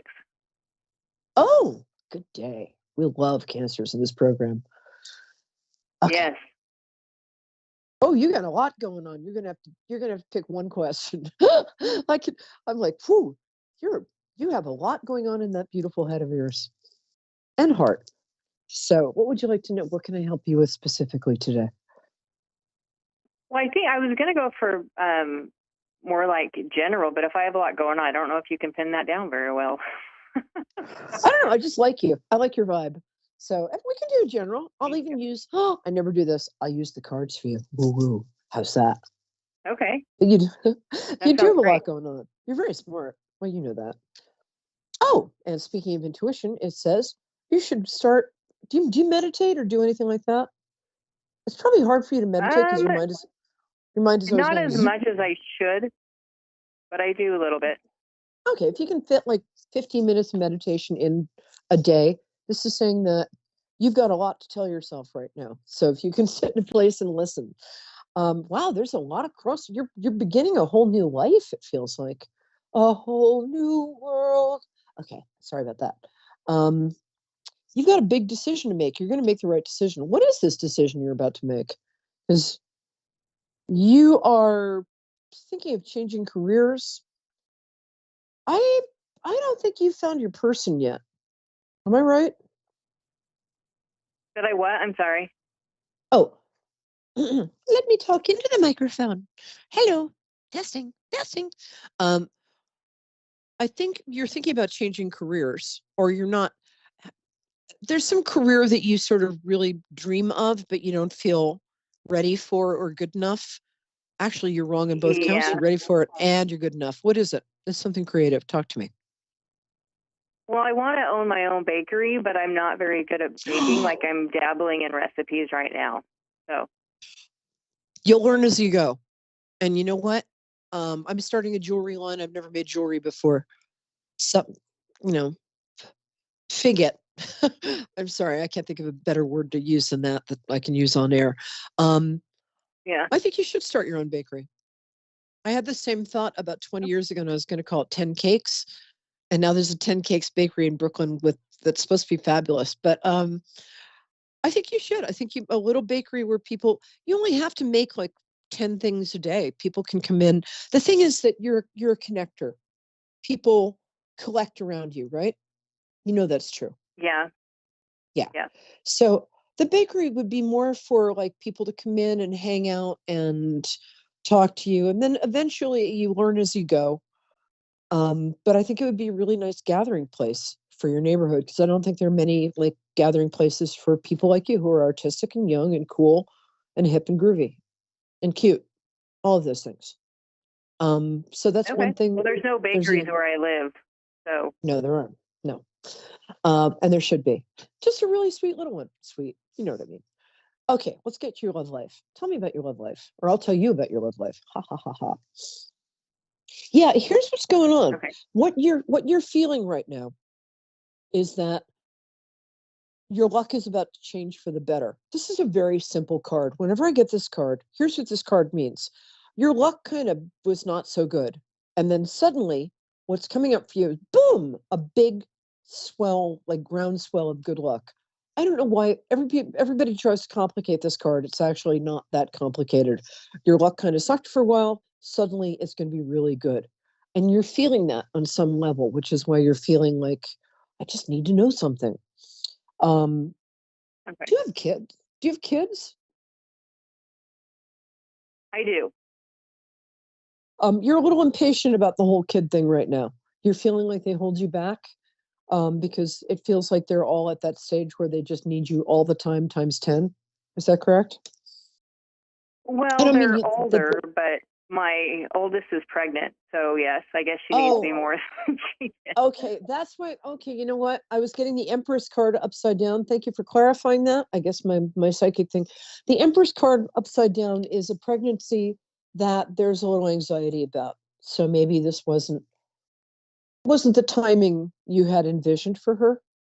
But going to be a great kid, and the kid's going to be exactly like you. So you're going to have a really good time with this kid. You sound like you're about 23. I think that's what's throwing me. How old I am? No, my daughter is 26. I know, but my you sound like your husband's daughter is 23. You sound like you're really, really young, and I think that's what was slightly throwing me. No, you really do. You got a very youthful vibe. Yeah, all good. And right now you're going to make an unpopular decision, but it's the right one. People are going to. I'm not sure what this decision is, but people are going to be telling you like, "Don't do that. Don't do that. Don't do that." Do it anyway. You're right. And the last thing is, oh, I like your husband. Is he a fire sign? No, I don't think he is. But he's kind of he feels like a Taurus to me. When's his birthday? His birthday is April 3rd. Oh, I'm sorry. I got April 30th. My bad. Oh, so he is an Aries. This is a Aries man card. Yes. I'm sorry. I'm second guessing myself all over the block today. Forgive me. I like him. You guys have a good vibe. You mesh well. He does. Yeah. He's what on my dad's side of the family we'd call a mensch, which is a Yiddish word meaning he's a real man. He's a guy. He's a stand-up guy. You did good. And you're a stand-up woman, so that all works out. I like him. He's about to get some sort of promotion at work. Does he do something related to, I don't know, cars or something? Cars? He used to sell cars, but that was 20 years ago. Sorry. I think I'm a little, normally I'm like fabulous, but today I'm sort of semi-fabulous, so bear with me. Well, whatever he does, he's about to get a promotion at it. So this is nice. That'll come in March. It'll actually come right around your birthday, I think. Which is, I'm sorry, right around his birthday, not yours. His birthday? So, Okay. right before his birthday. He's going to get some sort of really favorable job review, and that's going to help him out a lot. And what else? Okay. And I think if your daughter's not married, she's going to get married pretty soon. No, she is. Somebody else is getting married soon then. Oh, who is this? Okay. Hold on. My stepdaughter's not married, but she's been with her boyfriend since like junior high. He's probably I going to don't know. propose in the spring. I think that's going to be like a September or possibly next June wedding. That's what I was picking up on. I like you. You're cool. You should start that bakery. People will come. And you know what? You're a born baker. Don't worry about it. Anything, you're one of those people, you're like, I've got a friend like this. Anything she cooks, it just tastes good. She knows what she's doing. She's like throwing in light bulbs and steaks, iceberg lettuce, and probably not light bulbs. Okay. But anything she cooks, it's fabulous. And I think you're one of those people. So take a chance. You're good at this stuff. And you're a Cancer. You're born to bake. Born to be baking. Okay, maybe not that. What else? Ask me another question. I need to get back on track here. No, you're good. So, we're thinking about making some changes to the house. So I don't know if I should spend the money to remodel because we may or may not move. So I don't know if I'm set on being here. If that makes I would sense. remodel. So I want to spend the money to fix up the house just to move because it's going to be a big, big change. It is going to be a big, big change. I wouldn't remodel, like I wouldn't get the kitchen gold plated. I would replace some of your appliances are really outdated. I'm saying this, I'm probably projecting because my appliances are really outdated and I'm going through the exact same dilemma. Exact. So I'm going to tell you what I tell me because I get this. I don't know. I'm sorry you don't live near New York. It'd be great to hang out with. I would not go for top of the line appliances, but I would replace one or two appliances and I'd do some cosmetic work because my feeling is you're going to do something that's going to raise the selling price of the house by 40 to 50 grand at least. So do a few cosmetic changes. And you guys are good at this stuff. I mean, a couple of licks of paint, a couple of faux moldings. It'll do the trick. But my feeling is if you put maybe 5 to 10 grand worth of remodeling in, you'll get like 50 to 70 tacked onto the price of the house if you want to sell. Okay. You might not want to sell for various reasons for another 2 years, but make yourself happy while you're in the house too. So just if you're going to live there for even another couple months, you specifically, you've got pretty high standards and very good taste. And you're not crazy about the way it looks. And you should be crazy about the place you live in. I'm not crazy like, but crazy like, I love this. I love living here because that's who you are. Pleasure is very healthy for you. That makes sense? Yes, it does. Yeah, more than most people. You really live in the moment a lot, which is very unusual, and congratulations. It's a lovely trait. And you've got a very artistic, I don't know why I'm being, you really do. I don't know why I'm being so nice to you, but you deserve it. You've got a very good artistic eye too. So anything you really can for like 3 grand, you could make the kitchen, the living room, and that second upstairs room, not the office, not the bedroom, but whatever that other room is, look awesome for nothing. You can do that. That's something you can do. And your husband's pretty good at that stuff too. Unlike anybody I've ever dated. Sigh. Yeah. He's more the outside person. He's a landscaper. So. Oh wow, that's so cool. Okay, awesome. That's I'm what glad he you likes told to me. do. Yeah, but he's good at the inside stuff too. You just have to sort of go there. Cause see, excuse me. I'm allergic to whatever. Excuse me. I think you just planted something I'm allergic to. Okay. Oh, I love that. And your daughter's baby's going to be the coolest.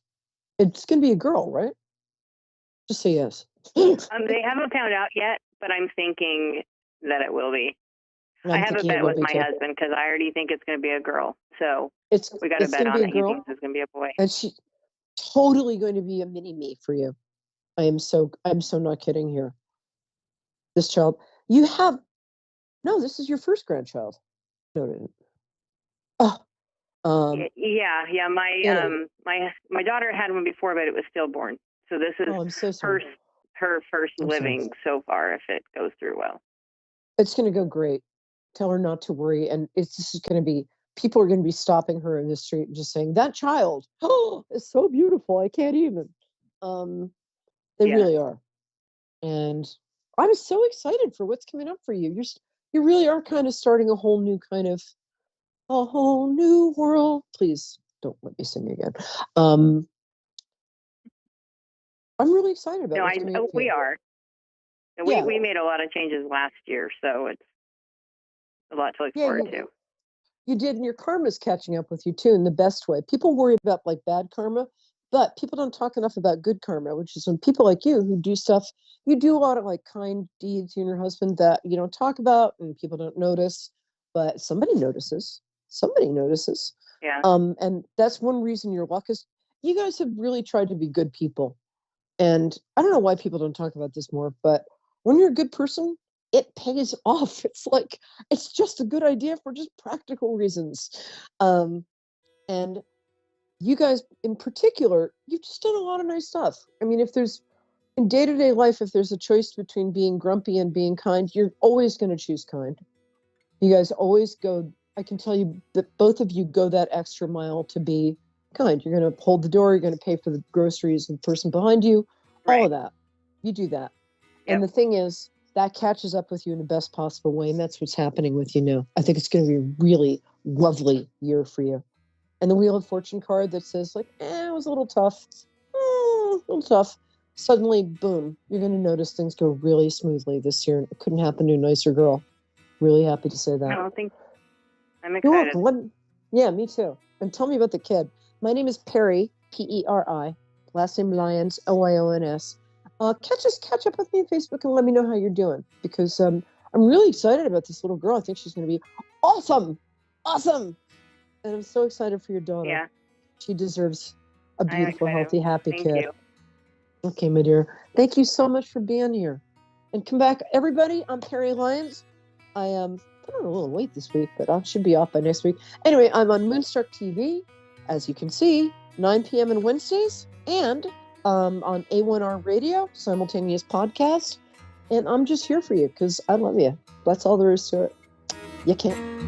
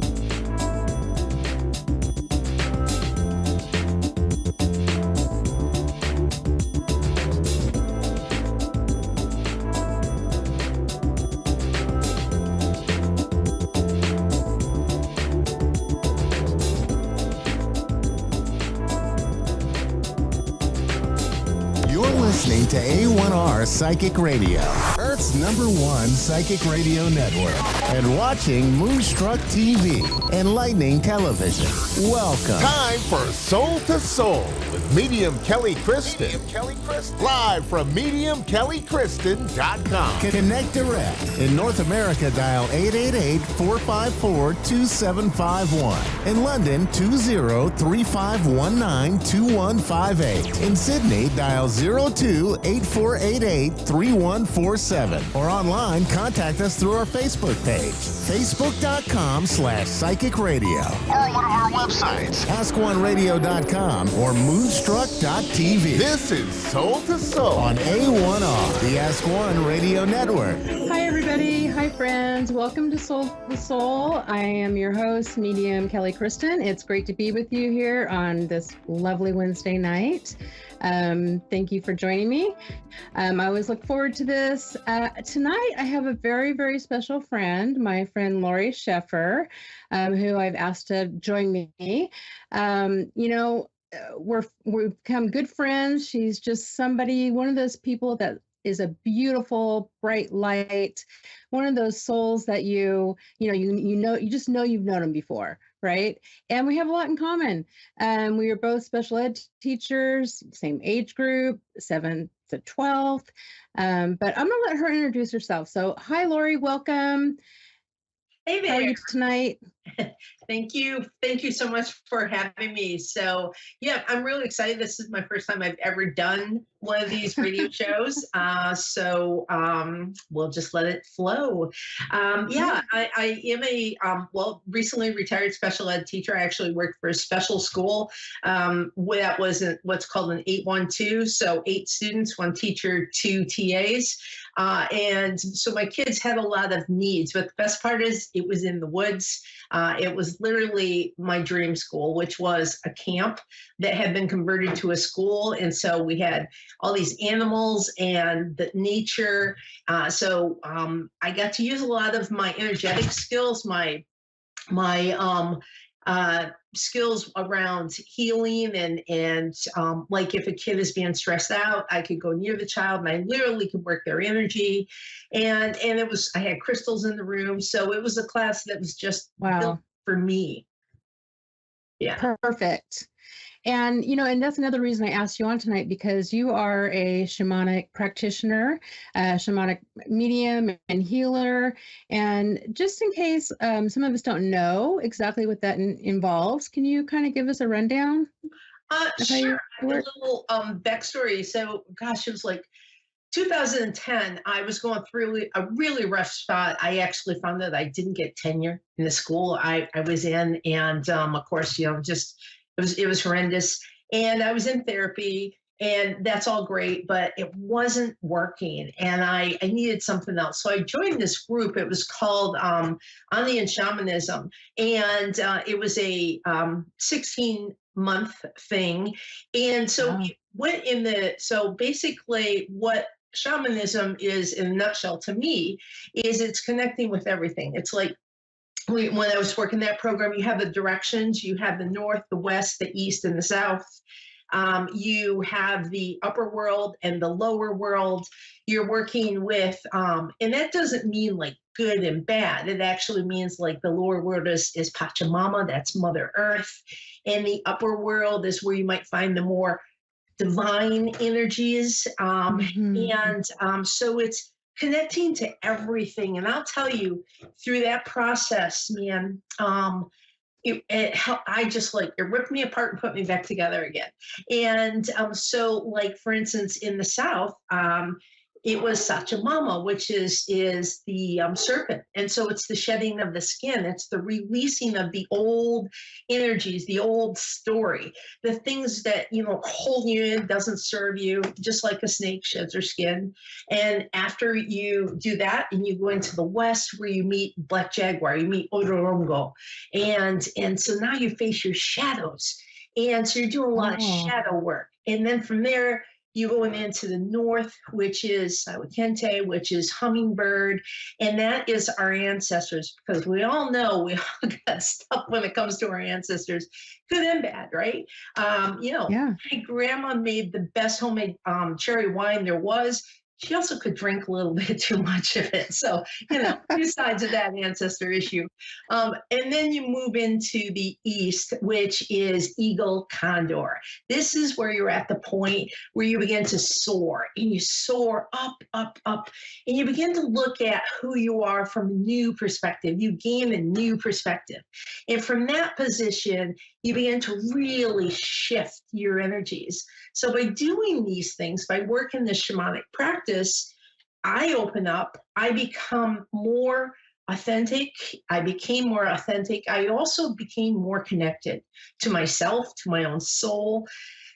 And I just, I'm much better at now when I have hucha, dense energy. I understand that that doesn't have to stay. I can use my breath. I can shift it. I can push it down. I can give it to Pachamama, and she eats it up like it's fertilizer. That good poop. And so to me, that's how I learned shamanism. Oh, that's so beautiful. I just love that. And I can listen to you tell your stories like all day long. And I know you do a lot of, I don't know if you would say it's channeling, but you use a lot of voice and breath work. And that's part of it as well, right? Is that more part of the healing process?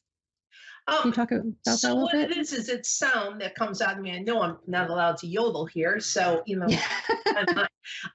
So it's bringing in sound, and that in itself is a story because I was always told that I couldn't sing.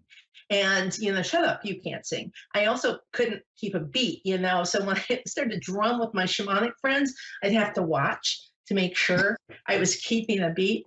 And then what happened was I became more in rhythm with myself, and my voice began to just come out of me. So I started to make these, and the sounds would just go, and some will be really deep, some will be higher, but really what I like to do when I channel sound is connect to the energy or the energies that surround me. And then through that, create a very unique song that's unique to that moment that sometimes is just channeled in from the ancestors, from lots of beautiful ones and many, many different traditions. Yeah, I just love it. You've done it for me several times. You've done healing for me. You've done ones that are just like friendship. And if people want to find out or want to learn more about this or book a session with you, I know you have.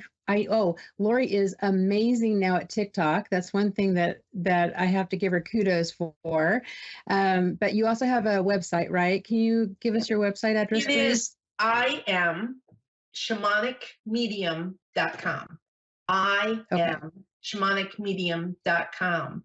And I know it's a short time tonight, but I think like what I'd like to pass on tonight is, because this is what I'm getting as this hit. I think a lot of people are walking around short of breath, I'm being told. Everybody is in such a hurry, or there's just a lot of dense energy, things going on, that no one's taking the time to truly expel. And that's interesting how that came in. Expel. Let it out. Just release it, they're saying. You're holding on too tight. And it just too tight. And they're saying it's not serving you and it's not serving the people around you. So they're saying the best way to begin the release is to remember to breathe. Yes, that is also beautiful. You might be picking up on me, right? Sometimes I feel like that all the time. One of the things I also want to talk about, though, is kind of my theme for the year is how we can make our light shine brighter, the light that's our soul, so that we can shine our light bright, and what we put out there, we attract back. Do you have any advice or do you do something that makes your light shine bright? What I do is I don't project, first of all. When something's happening, I refuse to project. Like when a kid's being really bad in the morning and your coworker says, oh, it's going to be a terrible day. And they go, whoa, it's just right now. The rest of the day is going to be this way. So projection plays a large role in that, allowing the joy in. And it's like the little things. Don't worry about those big things. Take the little tiny moments. In those little moments, right? Just the little moment. Maybe the silly little joke your nephew told you, and later in the day you're like, oh my God, he is so silly. And just hold on to those. And then those little moments lead to bigger moments, and there'd be larger expanses of being able to hold on to the joy. Yeah, that's really good advice, because I feel like a lot of times we are rushing and it's like we're trying to get to the next thing, but we're missing the beautiful thing that's happening right now. Right. And taking all those little beautiful moments and making them, making them the big and bright thing, putting them all together and letting them shine bright, I guess you could say. We're almost out of time, believe it or not. I mean, this goes by so quickly.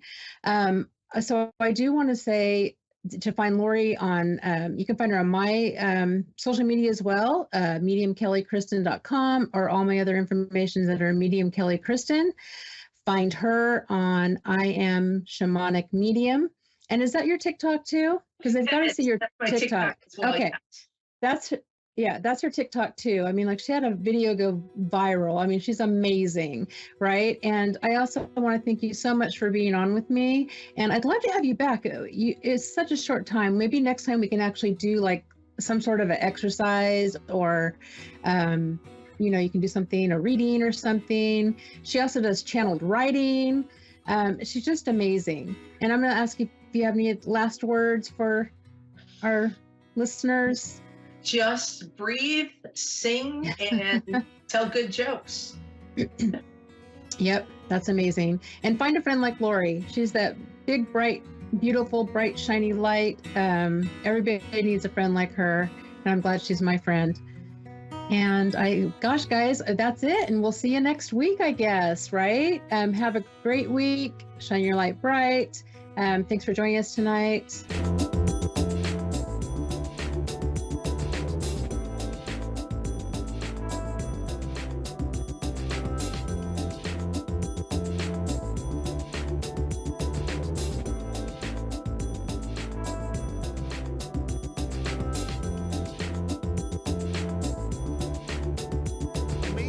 Accurate, clear answers to any question. You'll love Suzanne Marie readings. Clairvoyant reader and spiritual light trance medium. Tarot is used for spirit confirmation.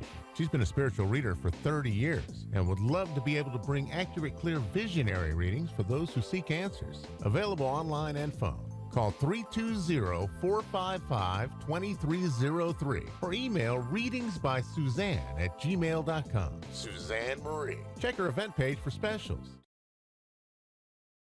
A1R Psychic Radio is pleased to announce that John Capello has joined us. John Capello and the Psychic Side, live from johncapello.com. Hi, I'm psychic medium John Capello, and I want to invite you to go to my website at johncapello.com and learn more about my work. My career has spanned over 30 years, and I've had the privilege to share my psychic and mediumship abilities with thousands. I hope to hear from you soon.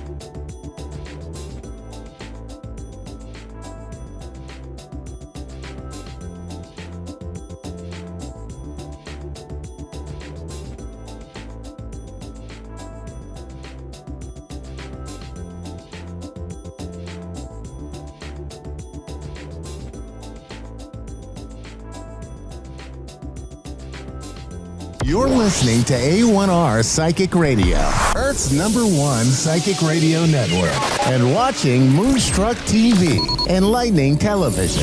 Welcome. Time for Soulfully Guided with Carmel Ann. Live from soulfullyguided.com.au. Connect direct. In North America, dial 888-454-2751. In London, 20-3519-2158. In Sydney, dial 02-8488-3147. Or online, contact us through our Facebook page, facebook.com/psychic radio. Or one of our websites, askoneradio.com or moonstruck.tv. This is Soulfully Guided on A1R, the Ask One Radio Network.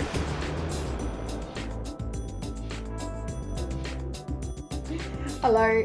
Hi, everyone. Welcome to another week of Soulfully Guided. I am your host, Carmel Ann.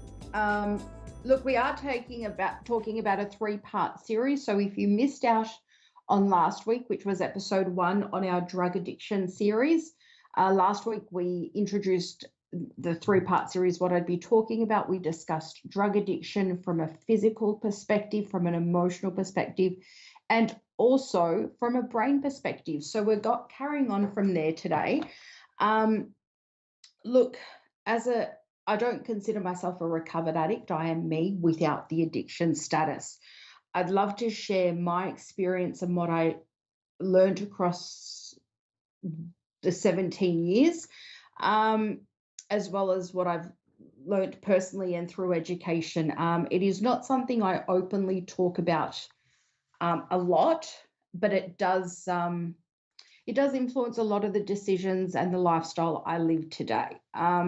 So I wanted to talk about today extreme methods of tricking the brain, and these are just ways of helping people acknowledge the dependence our body has and our brain has on a substance the first time we take it and thereafter as it becomes a habit.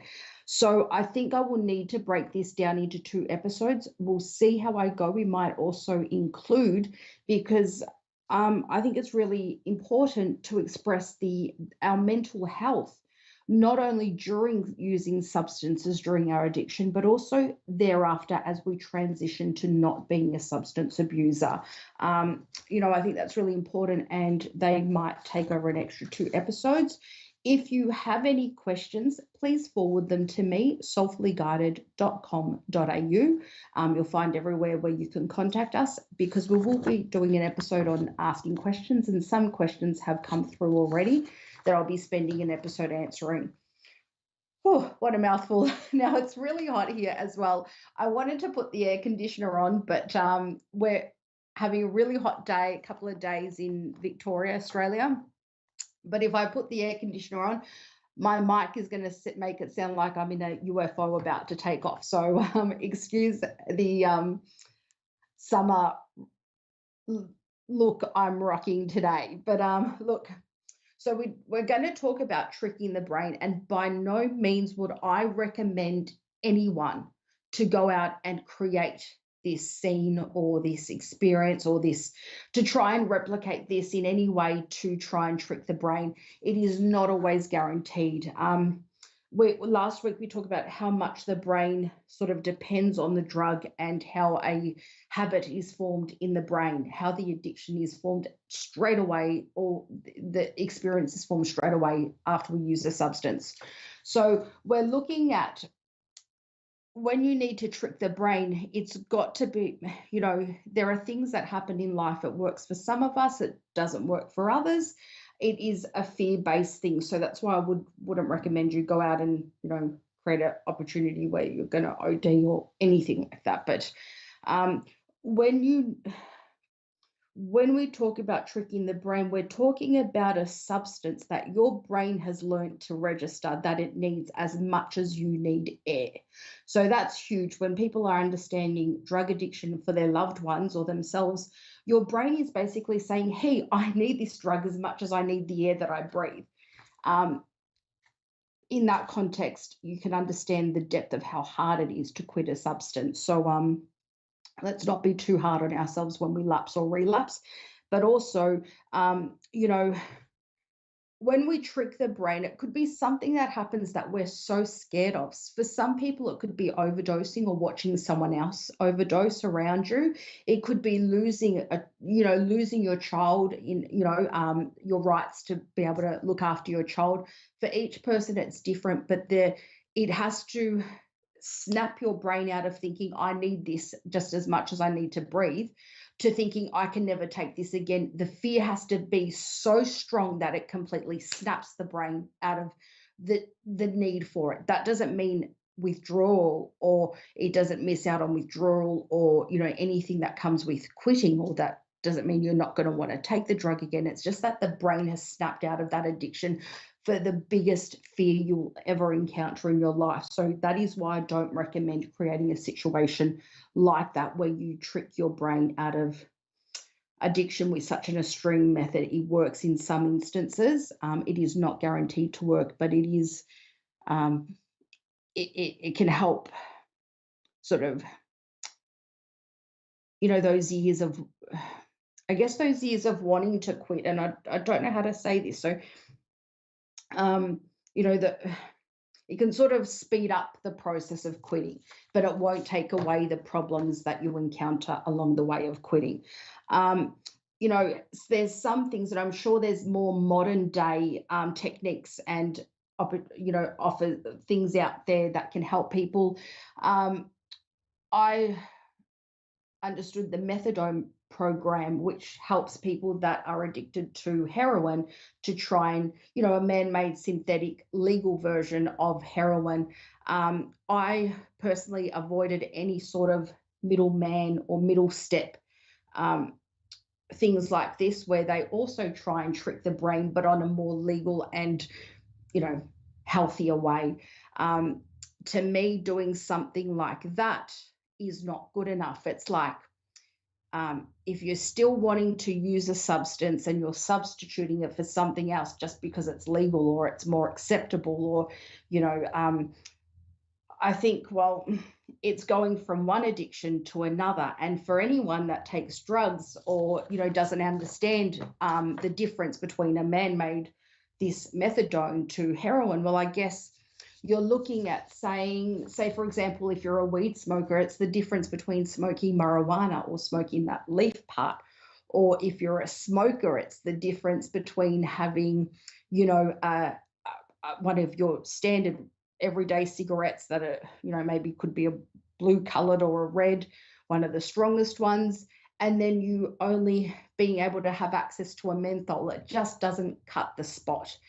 If you've never used a substance, well, imagine you have, and we have the best coffee in the world, I believe, but imagine having a latte every morning, and then all you've got one morning is an instant coffee. So it just, it's not the same thing, and it sort of, it's not taking away the dependence or the reason why you're taking the substance. It's just filling a gap so you can sort of progress without the illegal substance side of things. So if you can,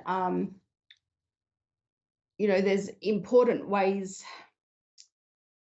and healthy ways that are not going to cause any extreme health problems or, withdrawal that are really extreme that could cause you a lot of suffering where you need medical attention. You need to make sure that you're safe. But, for me, I just don't see the point of substituting one thing for another, because you're not actually solving the problem. You're just shifting your addiction to something else or a more acceptable version of it. So there are legal ways of trying to trick the brain that have been brought in medically. There is those extreme cases that I wouldn't recommend, but have happened that, have you ever had alcohol poisoning, for example, and you never drink that sort of drink again? That sort of tricking the brain.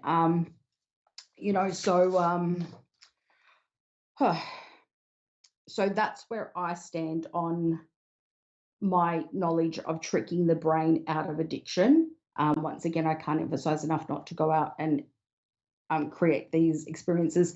Now, before we get into what worked for me, can I just see with our producer, Dave, how much time do I have left of the show?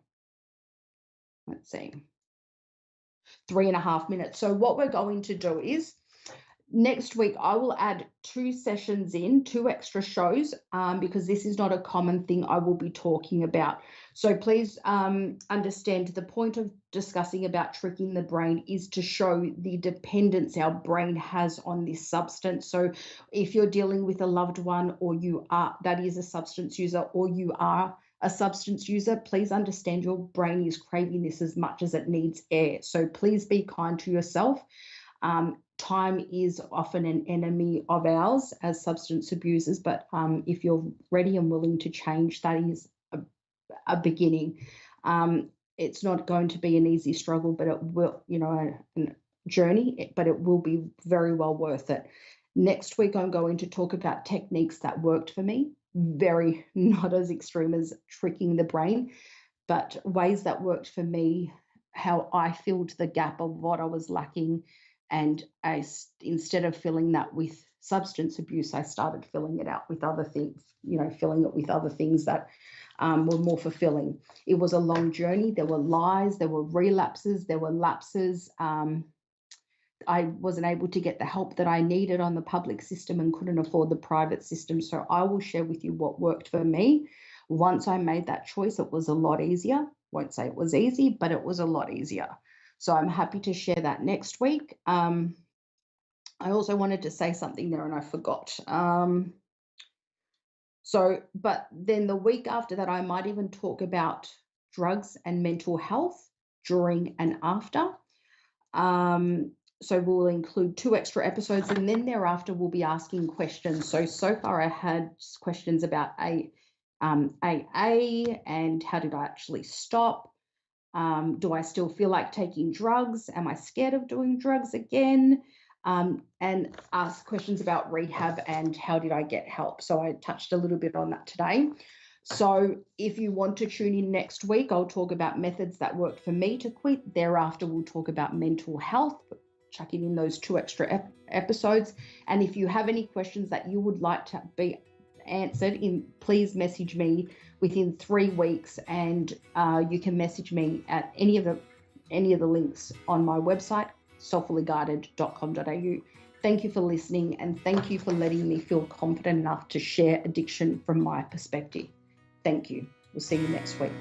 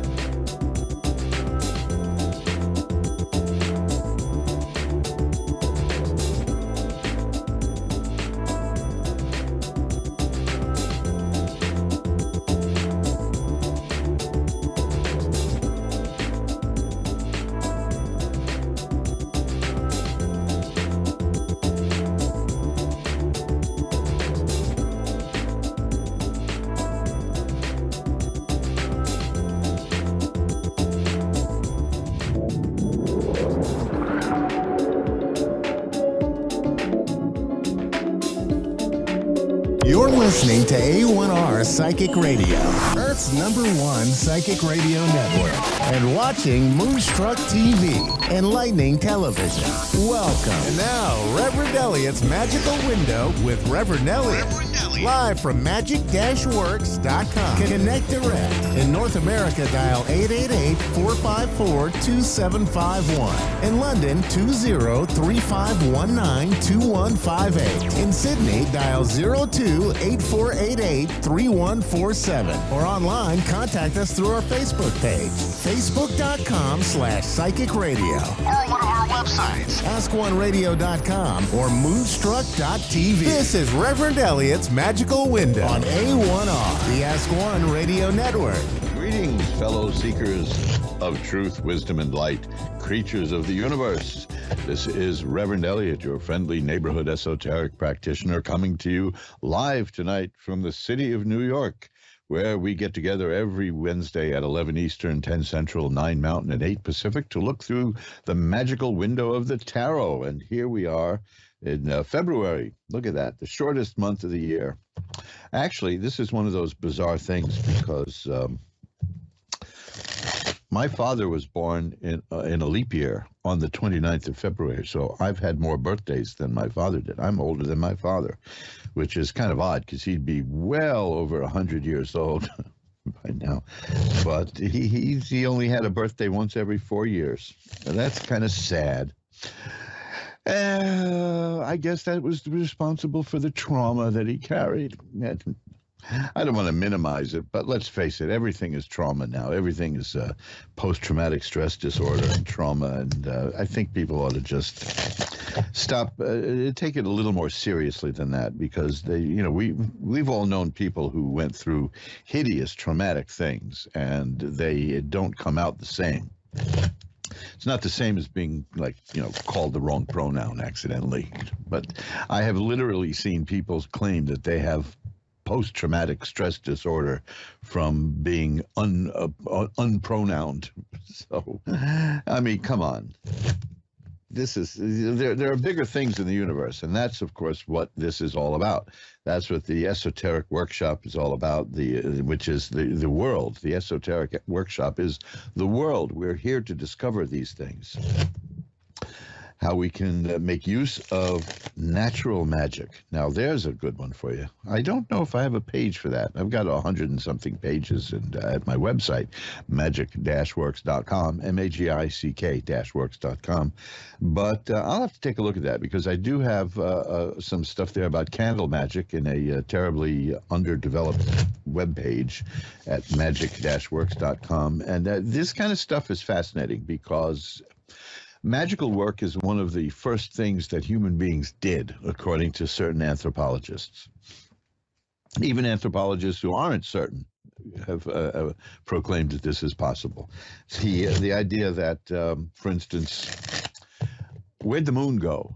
One day it's there, and then it shrinks and it shrinks and it shrinks and is gone, and then it comes back gradually. That's the cycles of the moon. So we have old religions have new moon rituals. You'll find that the ancient Hebrews, even before they became Jews, when they were Hebrews, and that is, now there's a subtle distinction, but it's a fact that they still celebrate in some sects the Little Day of Atonement, it's called, and that is Yom Kippur Katan, which comes before the new moon.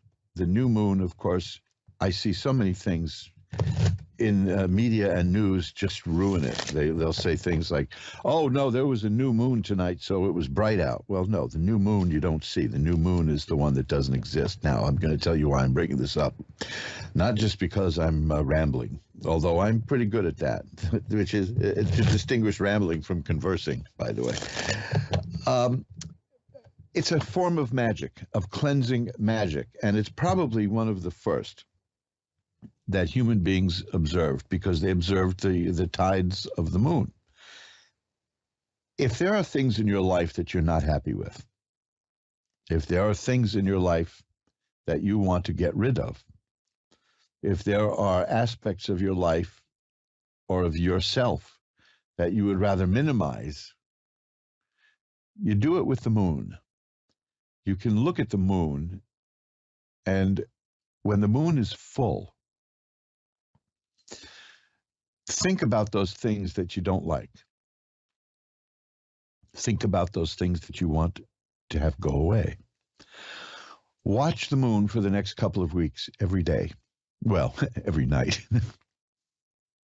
Every night.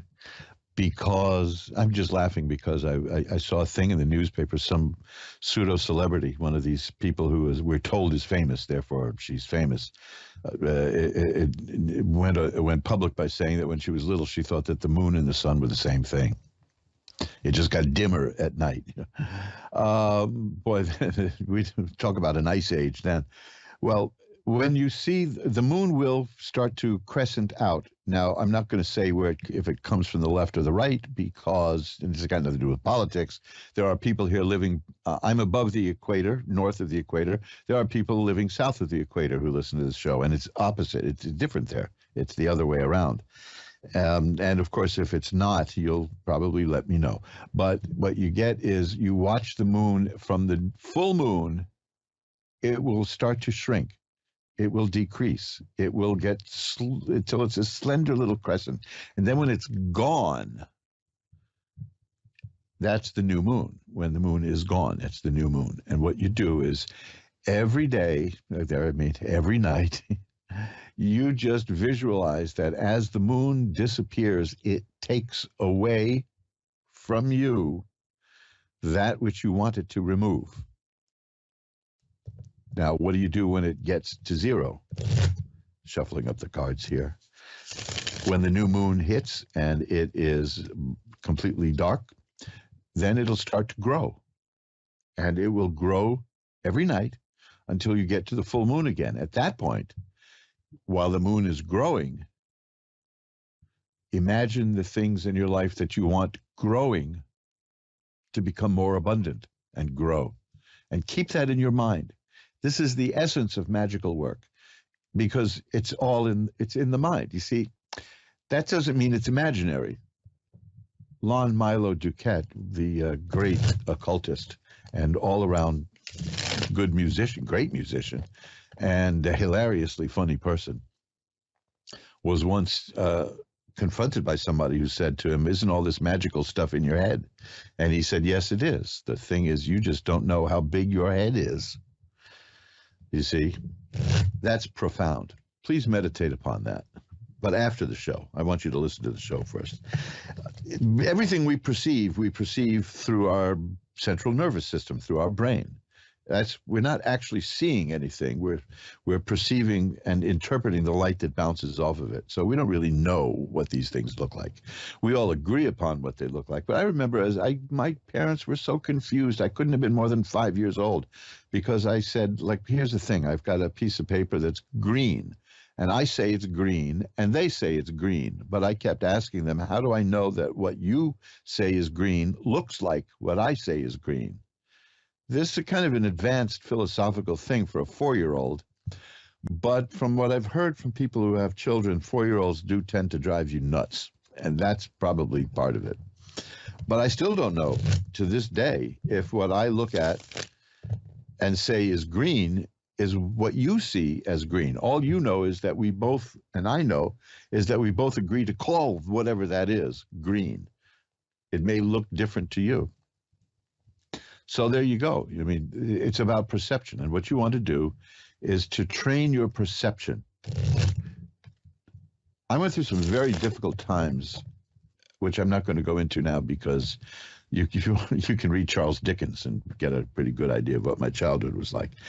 But one of the things that got me through those times were mental exercises that I still use, that I didn't know were meditations. How I knew to do this stuff is beyond me, such as imagining something else and putting myself elsewhere.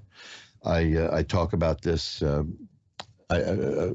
a year and a half ago. I had to go in for an MRI or a CAT scan. One of those, not an MRI. Was it an MRI? Yeah, the noisy one. You know, the one that has the machines banging and pounding and making all that noise.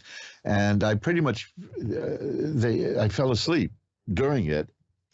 And when I came out, the technician said, "How did you do that? How did you fall asleep with all that noise?"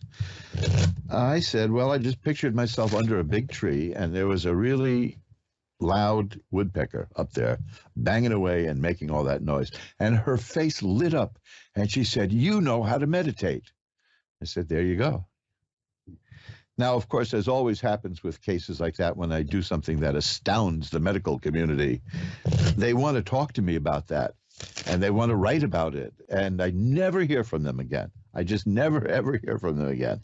I wrote about this. It may be at my website. I'm pretty sure it's in. I don't know if it's in one of the books I've got, and I'm not gonna run down the list to promote the books.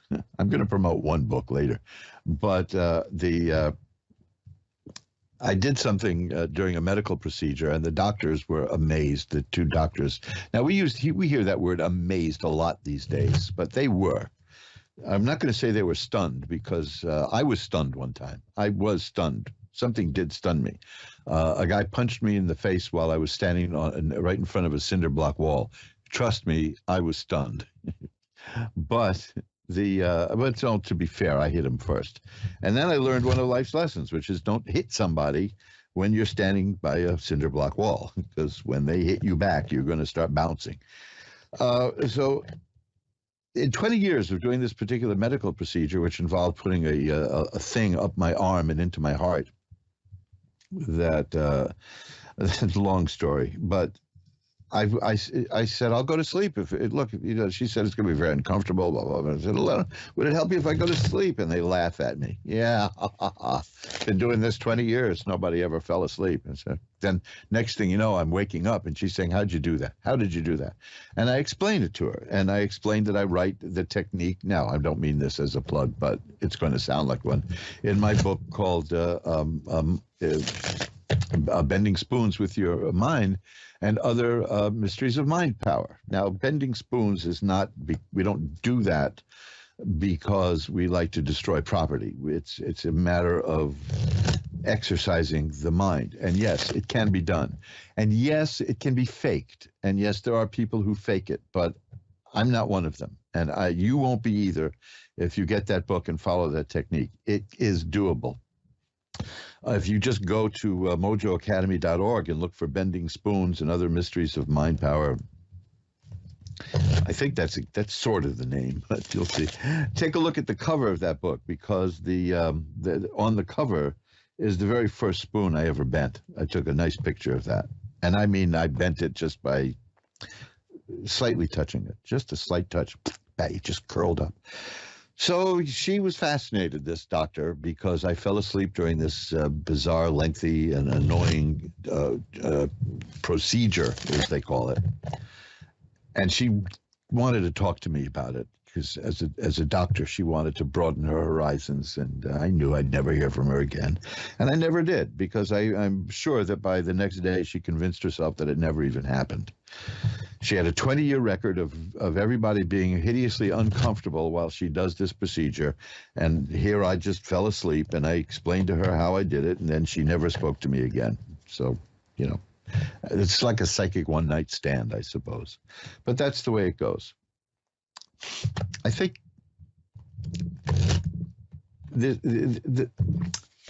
all of this is by way of discussing natural magic and the mind. See, that's what, if you can change the way you see things, you can change the way things are. It's really that simple. It sounds bizarre, I know, but I'll give you an example. Next time you're sitting at a table, just wrap the table, feel the table, and know that it isn't solid. It isn't. It simply isn't solid. It is in a constant state of movement. It's just that the way it feels, we've all agreed to call it solid. You see, that's the kind of thing. Now, if you can shift your perspective so that you see it moving, which is a hell of a trick. I mean, I certainly haven't been able to do that, but then you'll see things very differently. And magic is so natural and intrinsic to the human soul because it started with the moon. It started with the spirits of the lake. It started with the spirits of the tree. It started with the spirits of the vegetation.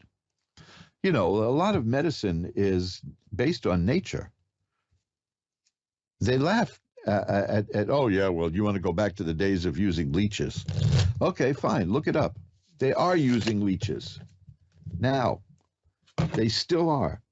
because they found that leeches have an anticoagulant that they spread. See, so there you go. That's fascinating. The herb foxglove. I'm not going to take that for heart troubles. Okay, fine. Take digitalis. That is foxglove, though. You see, they just gave it a fancy name. So this is by way of saying that this stuff is completely natural. It's intrinsic to human beings. You don't have to do it, but we all do it to some extent because we all have a lucky coin or which is a talisman, an amulet, things like that. And for the next hour, we are going to bend reality just a little bit using the trusty deck of tarot cards. I'm using the Hans and Roberts tarot, by the way. That's one of my favorites. It's small too, and I don't have much space right here, but it's based on the Rider-Waite deck, and you can look it up. It's a nice solid tarot deck, and it's been in print for years and years and years, and it's beautiful and colorful, and it's easy to understand. And if you want to know about how to read tarot yourself, look for my book called Reverend Elliott's Magical Window, just like this show. It not only is a book that explains tarot cards, but it comes with a CD that has actual readings on it. I guess I'll have to update that at some point, maybe put like a thumb drive in there instead of a CD. If you have any opinion on that, let me know at asktaro@earthlink.net, because I know a lot of people don't use CDs anymore. It's, I have cylinders here for record players from the turn of the 20th century. I mean, that's old-fashioned. But I never thought I'd live to see the day that CDs were considered grandpa's material. But there you go. So we're all shuffled up. Why don't we just get to the readings, and I can babble later. I just wanted you all to know about the moon stuff and moon magic, and there's so many wonderful things that you can do, and it's about consciousness and understanding the connection that we all have to each other, because we all, as I say at the beginning, we're all children of the universe. The universe made you as it made me, as it made everything. As the apple tree apples, the universe peoples, is what Alan Watts used to say. So let's ring a bell 3 times to declare sacred space, and we'll get to the readings for today. And the first reading on the rather grandiosely titled Reverend Elliott's Magical Window is Michelle in Alabama. Hi, Michelle. You're on with Reverend Elliott. How are you today? I'm doing well. How are you tonight? I'm all right. I was wondering what you saw for me with my grandsons I'm raising. Oh, well, that's interesting, because the first card I've got here, just as you started asking me, is the Judgment card, which we can forget the meaning for the moment, but it shows it shows a little child, and some people raising the little child, which is pretty interesting. So I guess the cards anticipated your calling. The next cards I have are the 5 of Rods and the 7 of Rods. Now, this tells me that it's not easy. It isn't, is it? No. Yeah. 1 7 and 1 17 months. Well, I'm not young. No, well, nobody's. You know something? I get the feeling nobody's young anymore. It's. I believe it. The 5 of Rods is about some difficulties and just facing the difficulties, but the 7 of Rods is a person who can sweep away all the difficulties. So you're going to be fine. It's not easy, but you'll be able to handle it. Be sure, this is the 4 of Swords. It's a card about taking time out and resting and letting things kind of percolate and grow. That is the warning not to overwork yourself, which with tiny kids, that's easier said than done. I know, but it's just a matter of taking time for yourself. Be sure you give time to yourself, because you can't take care of anyone if you don't take care of you. First, there's a lot of people who think that that's selfishness to take time out to take care of yourself, but you can't help anyone if you don't help yourself. I see that there were some very difficult times in the near past, but they're over now. Okay, that's the good news. That's the 10 of Swords. Whatever bad stuff was going on and things that were very difficult and painful, it's over. Okay, so That's good. Now you've got the Page of Cups and the Ace of Cups, which are cards of almost an emotional rebirth, about joy and happiness coming back into your life after a dark period. And the Six of Rods is another card of success and triumph, and this shows that you're going to do fine. One last card, the Empress, shows that you're a person who makes things grow and happen. Now, in this case, you're going to be helping people to grow, but that's your nature, is that you make things happen and make things grow. It's a difficult time, but you're going to be okay as long as you remember to take care of yourself too.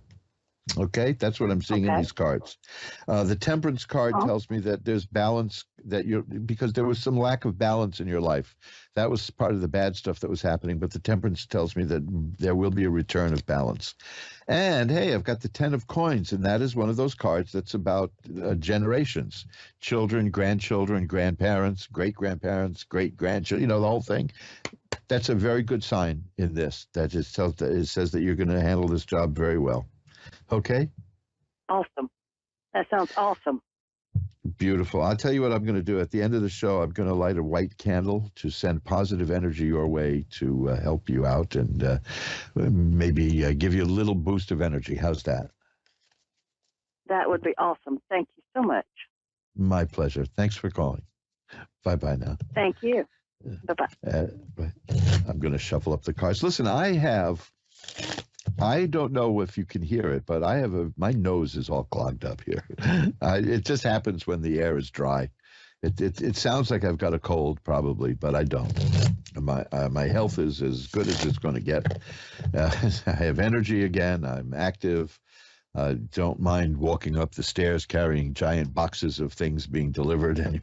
But that's the exercise that I get. But, oh, boy, if it sounds like I have a cold, I don't. I just have my nose is just so dry from the dry air here.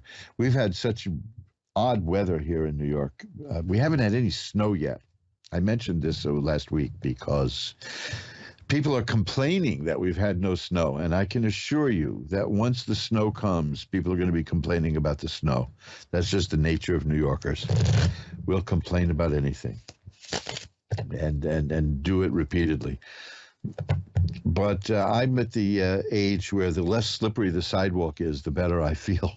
That sort of crept up on me. We go from being little kids who can't wait for the snow, and we run out with shovels, and so we get to this point where we don't pay any attention to the snow. Robin in Brandon, Mississippi is next. Hi, you're on with Reverend Elliott. Hi. Hi, how are you tonight? I'm okay. Well, maybe we can make that a little better. What can I look at for you? The future. Okay, that's kind of big territory. What would you like to see there?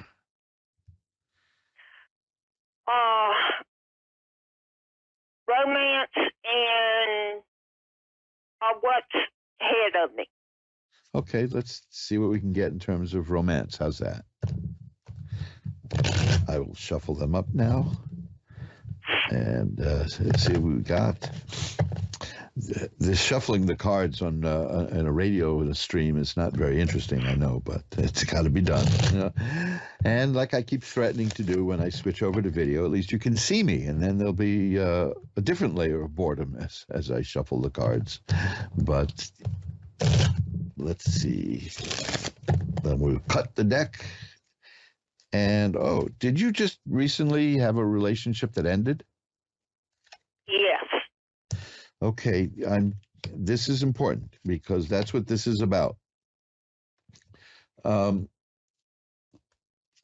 There's a card called the Five of Cups, which is cups are about affairs of the heart and emotions and romance. And the Five of Cups is a partial loss. It means that something didn't work out and it's painful, and the person in the card's looking at 3 spilled cups, but there are 2 full cups behind her, which she'll turn around at some point and see and realize that she hasn't lost as much as she thought. And, there's no hurry. When the time comes, you'll see that it's not as bad as you thought. But it hurts right now.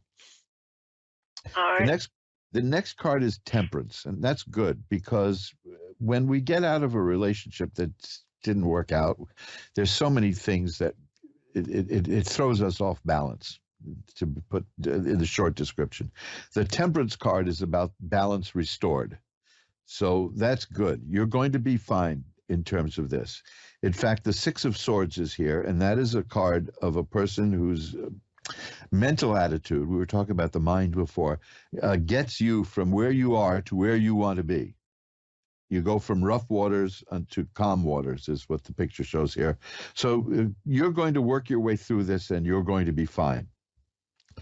The Six of Rods is here. I just had that for a previous person. That's a card that says that's great success and triumph. So you're going to be able to move ahead and do fine. The Nine of Coins is here. The Nine of Coins is a very interesting card in this respect. It's not about being alone. It's about a person who is okay if they should spend time alone. Some people think that that means like you're going to be a hermit and be alone and not have anyone in your life. That's not what it means. It means that you're going to find, you can find comfort. You don't need somebody to complete you. Let me put it that way. And when you get to that point, you have the Sun card, which is health and happiness and healing and growth. And after that, I have the Four of Rods, which indicates a happy relationship, a happy home, all kinds of good stuff. So what I'm seeing now is, yes, there will be romance and relationship and love in your future. Right now, you're kind of a little still shell-shocked from what happened in the last attempt. But you're going to get over that, and you're going to come out of it much better and stronger. Okay? All right. Do I see anything coming for you soon? Yeah. Wow. Yes. Okay. Yes, I do. I sure do. I have the Lover's card, I have the Page of Cups, and I have the Five of Cups. The cup cards, again, are about relationships and love and emotion. The Page of Cups tells me something new in terms of romance is going to appear in your life. The Four of Cups tells me it's going to be something that you're not expecting. It's going to come from someone you didn't even expect to see. So that's good. And the Lover's card, of course, that speaks for itself. So don't count yourself out. You're just you're still a little bit under the influence of a previous relationship that didn't work out. And when that settles down, and it always does at the right time, so you don't have to force yourself, it's coming. When that happens, you'll have a nice new relationship, and it'll work out very well from what I see here. Okay? Okay. So keep that in mind. The Page of Cups is good because that means the page is the physical appearance of something. The Ace of Cups is more about like the potential, but this is real. This is tangible. There is a romance coming your way, and the Four of Cups tells me it's going to be coming from a direction you didn't expect. Could be somebody who you know who has interest in you but never let you know about it before. So yeah, keep an eye around your friends because there's somebody there who's interested in you who hasn't told you, okay? Okay. So let me know how it works out if you like, okay? And maybe we can take a look at some more cards. I can always be found through magic-works.com, magick-works.com. My email is asktaro@earthlink.net, but you can check out the information at askoneradio.com also and get in touch. There's a million ways to get in touch with me, okay? All right. Best of luck to you, Robin. Okay. Bye-bye. Thank you. Bye. And we'll shuffle them up. That's, the discombobulation when a relationship doesn't work out is, that's that can look. Words fail me. It's been a long time that I've been in this one particular relationship for about 37 years. I'm still not sure about it. But it's an old joke. It's Henny Youngman joke. I've been in love with the same beautiful woman for 40 years. My wife finds out, she'll kill me. Oh, wait a minute. If I'm going to do that, then I have to do this. Okay. But the cards in that case, they show that everything is going to settle down. There'll be a new relationship. It'll be a good relationship. And it's always good to see things that way. I rarely get bad readings for people, which is good, because rarely do bad things happen. There are things that we don't like that happen sometimes, but it's not necessarily bad. As Shakespeare said, there's neither good nor bad, but thinking makes it so. Well, I would argue that. I once saw the aftermath of a person who got hit by a bus, and I would say that that was pretty bad. But, you know, I don't think there's an upside. You don't go to a person who's been hit by a bus and say it's a blessing in disguise. And by the way, if somebody does tell you that whatever happened to you is a blessing in disguise, just run, because that means you got shafted by life. Sometimes bad things happen. And I have that at my website. Why? Go to magic-works.com. I'm not saying why should I have it there. Just that's the name of the page. Why? Magic-works.com. MAGICK-works.com. Just look at the why, the page that's about why. Why is this happening? I'll put a link to that, because I'm convinced that that's the first question that human beings ask, which is, well, the second question. The first question is, what the heck was that? And the second question is, why? Why did that happen? And we've been asking it ever since, haven't we? Oh, boy, the idea that, you know, people have changed. We're still the same. We're still the same apes that we always were. We have different machines now, that's all. April, that's my deep philosophical moment for the day. April in Brigham City, Utah is on next. Hi, April. You're on with Reverend Elliot. April, you with me? Have we lost April? No. Oh, there you are. Hi, April. Mm-hmm. Hello? Yeah. Yes, Are you with me, April? I'm here. Can you hear me? Oh, Yeah, can yes. you hear me? Yes, I can. How are you tonight? How are you doing tonight, April? I'm all right. Well, I'm let's see doing if we okay. let's see if we can make that better. What would you like to look at? What would I like to look into? Yeah. You have a question? Or- Yeah, I just struggle with the loss of my child, and I was just wondering if there was anything out there for me for that. Oh, boy. Well, let me tell you.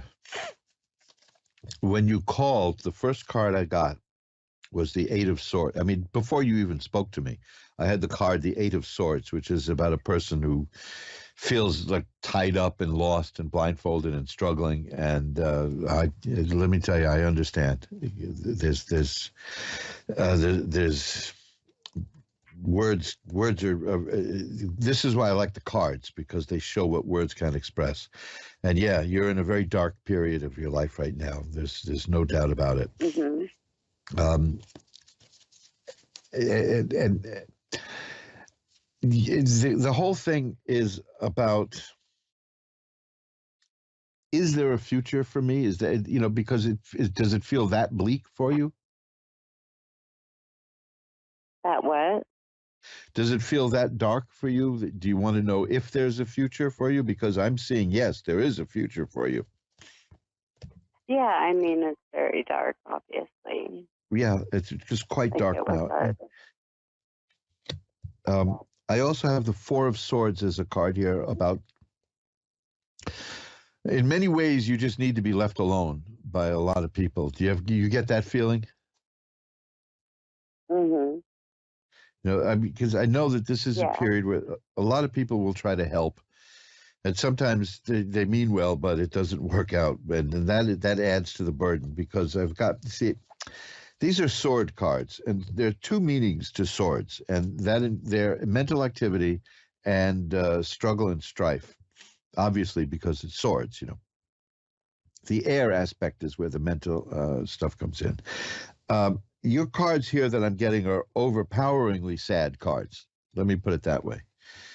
And yet, I do see you working through this. And I do see you coming out the other end. You're never going to forget this. Let's face it. You know, I mean, There's a justice card here too. It's almost as if there's something that you need to seek justice for something that's going on related to this. Is that true? Yeah. Okay. Well, I see that working out for you. But it'll take some time. But this whole dark thing here that I've got, it's just overpowering everything at the moment. I have 1, 2, 3, 4, 5, 6, 7 cards here that are all swords. This is not a good time at all for you, to put it that way. But I'm not seeing it as being permanent. You see that, because you asked about the future. And yes, I see the Temperance card, which means balance is restored. I have the World, which is a card of success and joy and fulfillment. And I have Justice, which is a card of getting justice. I've also got the Fool card here, which is fascinating, because the card of the Fool, it doesn't mean you're foolish. I see all this working out for you, but right now it's a very heavy thing. Okay, it's very heavy. You're. Let me put it this way: you've got like every one of the really, really sad cards in the tarot deck. You've got them. Okay, they're here. You know, the cards are just, especially the 9 of Swords, the 3 of Swords, the 8 of Swords. These are abysmally sad, and so I can't see specifics for you now because it's a cloud. But I'm jumping ahead. I've got the Fool card, which shows you have divine protection. I have the Justice card, which shows that there will be justice in your case. I have the Temperance card, which shows that balance will be restored. And I have the World card, which shows that things will work out fine for you, although you'll always carry this tragedy. You know that, obviously. So just do what you can to get through this period, okay? And get whatever help you need. And keep in mind that there are people around you who want to help you. They just may not know how. And tell them, okay? Tell them what you want and what you need. And I have one last card for you, which is the Star. And that is a card of hope and optimism. So what I'm getting is that I can't see specifics because there's such a real miasma, a cloud of darkness around you at the moment. But it will go away.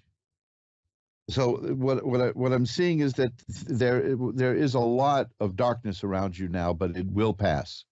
And I will light a white candle to send positive energy to help that negativity and darkness dissipate sooner, okay?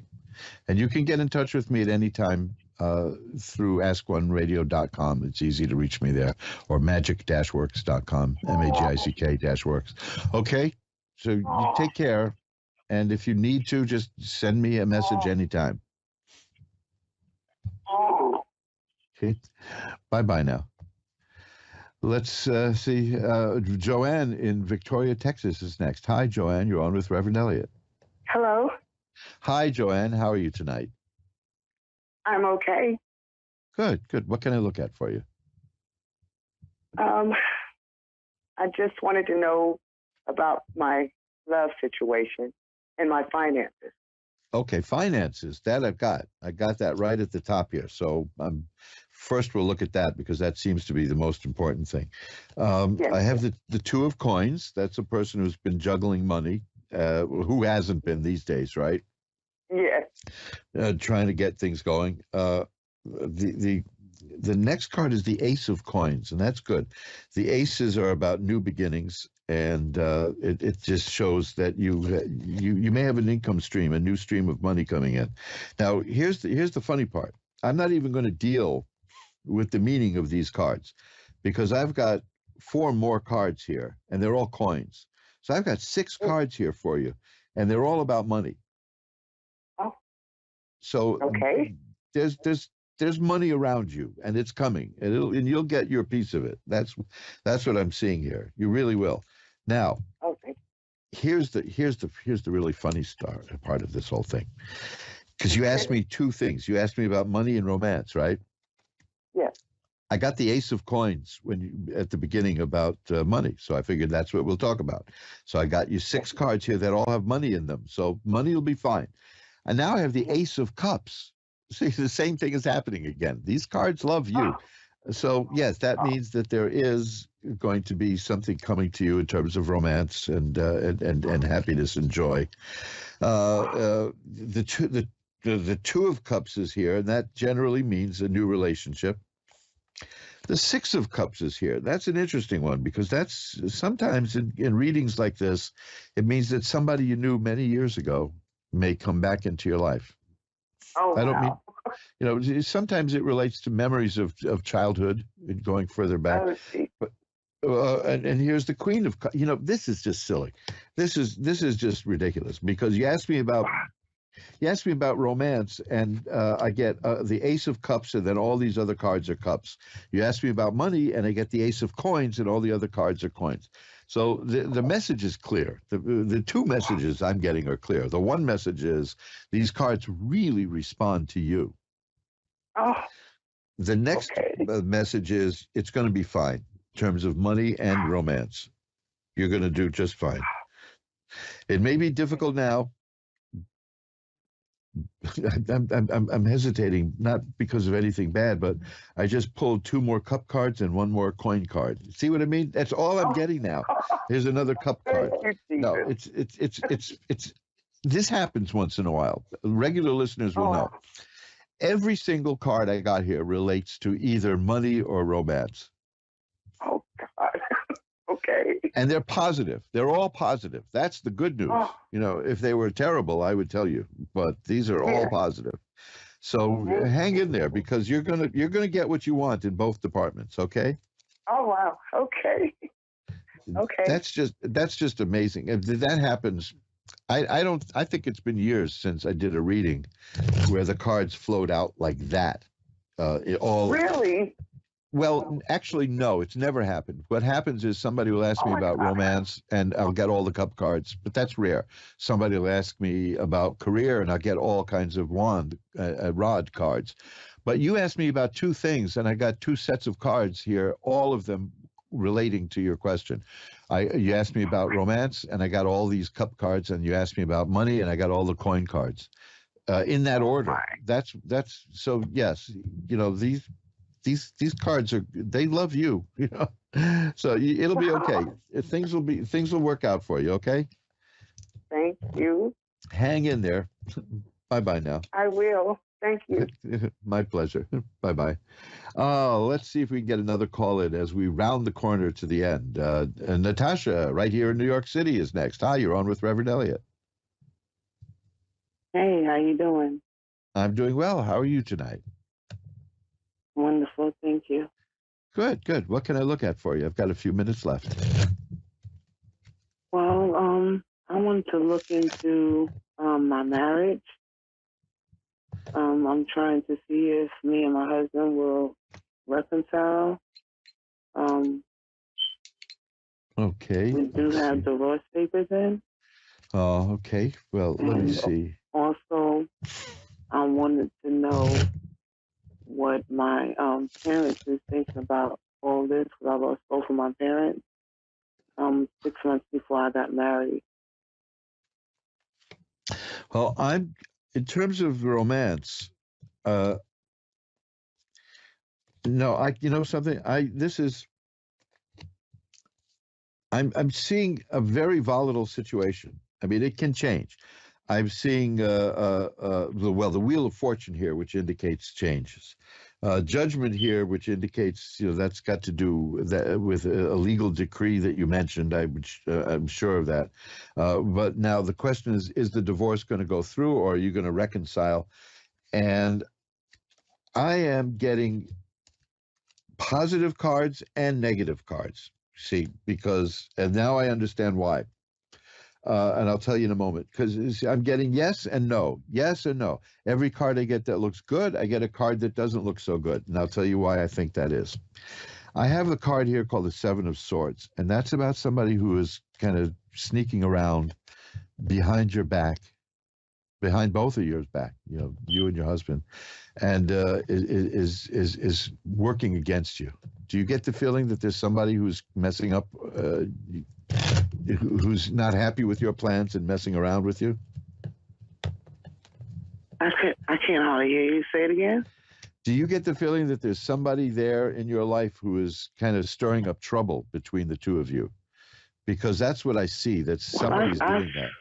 I feel that there is maybe another woman somewhere that probably is filling his head, and even his mother, probably. Well, that's a very strong possibility, because I've got a card here about a person who's kind of sneaking around in the background, making trouble, and that isn't good, So that's what I see is going on now, and that's what's going to have to be dealt with in order for this to work out. Here I just shuffled up the cards, and I got that card again. It's the Seven of Swords. Now, aside from that, I do see cards of happiness. The thing is, then the negative cards come in. I have the Hierophant here, which is a card of marriage. This is, and yet I have the Five of Cups, which is a card of partial loss. You see what I'm saying? It's up and down and up and down, and the reason is that there's somebody who is actively working against you in this regard. I would strongly suggest this, because you can go online and go to a place, let's say like Azure Green is the name of it, or Wisdom Products in California, or up in the Bronx, the original Botanica, or if you have a Botanica in your neighborhood. I don't know where you live in the city here. I'm in the Times Square area, and we used to have a lot of Botanicas, but I don't think we do anymore. Get a reversing candle, which is half black and half red. And they're a nice, hefty size candle, and use it. And that is alleged to send back the negativity to anybody who's sending it. Because right now, I can't see very far, except I keep seeing that there's somebody making trouble. And you might want to do what you can to neutralize that in terms of occult methods. And that would be a candle that's a black and red, and it's a return candle, and that'll return the negative energy that this person is throwing into your life and send it right back to that person. Okay? So do you think that he loves me still? I see a very strong possibility, yes, because I do have a bunch of happy cards, but then I see negative cards, you see. So, and I didn't understand it until I saw that Seven of Swords, which is that there is somebody who's actively working against you. So this is just see what you can do with that return candle, okay? I will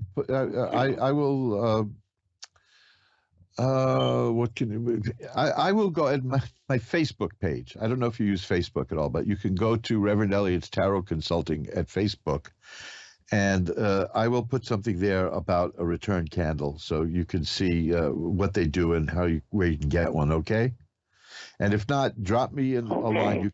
You can find me easily. Go ask1radio.com. There's a link to contact me. All of that. Okay. Okay, thank you. But I've got to run now, but your problem here is not you, and it's not your husband. It's this other person who is working against both of you here right now. One last card is the Ace of Cups, which is a card of happiness returning. And so there's a possibility that if you can neutralize this with a return candle, if that'll work, things will work out very well for you. There's a potential for happiness. My opinion from these cards is that he still loves you, but somebody's messing with him. Okay? Okay, thank you. Bye-bye now. And that's it. We've come to the end of another stimulating Reverend Elliot's Magical Window. It's, well, I don't like giving readings like that because it's I'll tell you why. I got only about a minute or so to go. But a lot of people who do, who con people with this kind of work, which I don't like, is they'll say somebody's working against you, and for $5,000 I can fix it. Which is, you run like hell when you hear that. Take a look at my Facebook page, which is Reverend Elliot's Tarot Consulting, and I will put up later today, or just after the show, a link to a place where you can get a candle such as this, because this candle magic is really powerful stuff, and to return something. That's what you need sometimes.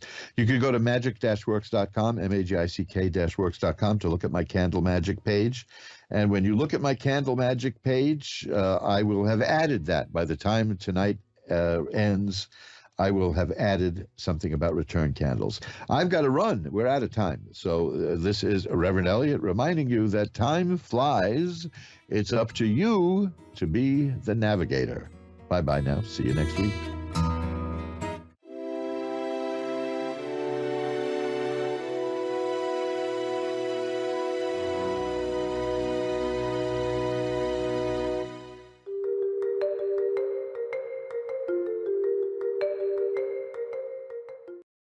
A1R Psychic Radio is pleased to announce that John Capello has joined us. John Capello and the Psychic Side, live from johncapello.com.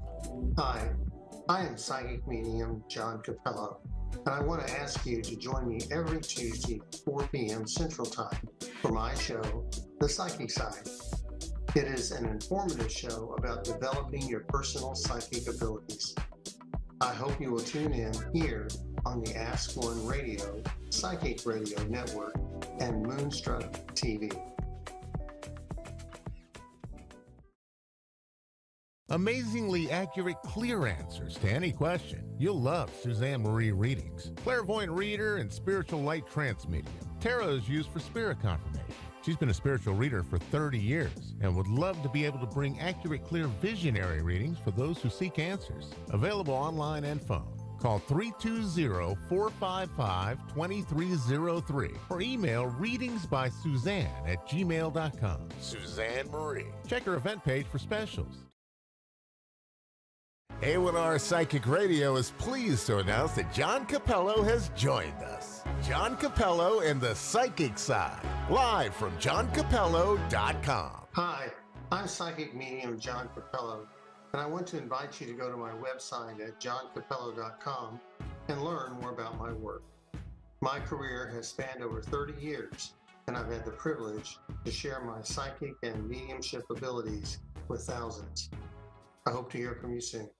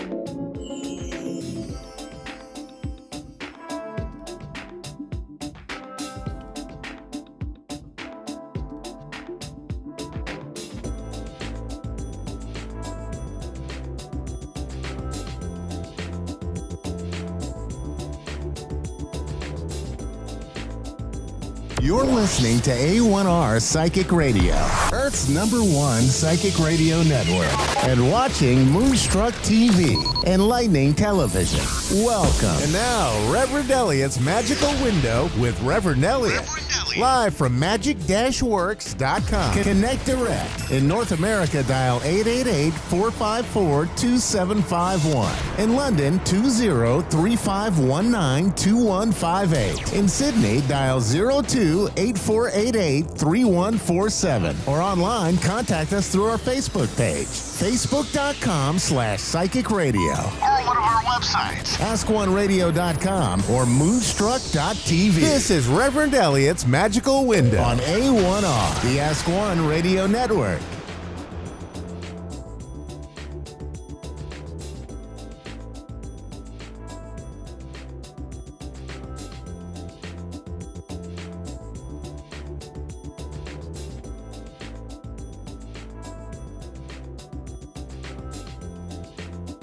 Greetings, fellow seekers of truth, wisdom, and light. This is Reverend Elliot, your friendly neighborhood esoteric practitioner, coming to you live tonight from the great city of New York, where we get together for an hour every Wednesday to listen to me look through the magical window for you. That is the tarot deck here.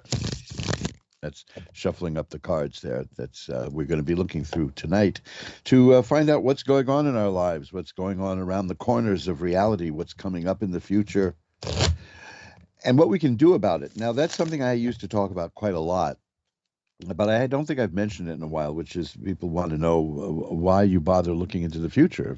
Because the future is not written in stone. The future now is not the same future as the future 5 minutes from now, because 5 minutes from now, you're a different person. Now, that is a very bizarre concept, but if you couldn't do anything about the future, then there'd be no point in looking at it. And yet we can look at it through the tarot cards, and we can see what the influences are. If we can't necessarily see the outcome, but we can see what the outcome will be now. Once you have that information, you've changed. You're a different person. Your attitudes would be changed. You may not even be aware of it. And that future may no longer exist. It may exist somewhere else, but it's not going to happen to you. So if you, for instance, see that, well, I'll give you a perfect example. At the end of 2019, and by the way, my nose is still horrifically clogged up. So, yeah. I sound like I've got a cold, I know, but I don't. It's just dry air here. At the end of 2019, you can go back to the archives at askoneradio.com and listen to some of the programming from, say, like September, October, November, December, meaning the end of 2019. And you will hear that many of my readings, people got cards that indicated the end of one chapter in life and the beginning of another. A lot of that, an awful lot of that, to the point where I had to draw the assumption that something very strange was going to happen that was going to change everybody's life. And of course, by March of 2020, February of 2020, we were warned about that in the then president's State of the Union address. He mentioned a virus from China that nobody paid much attention to. And then in March, people started paying attention to it. By April, it was all over the place. April 2020, I was sick with this thing, and that knocked me out for a while.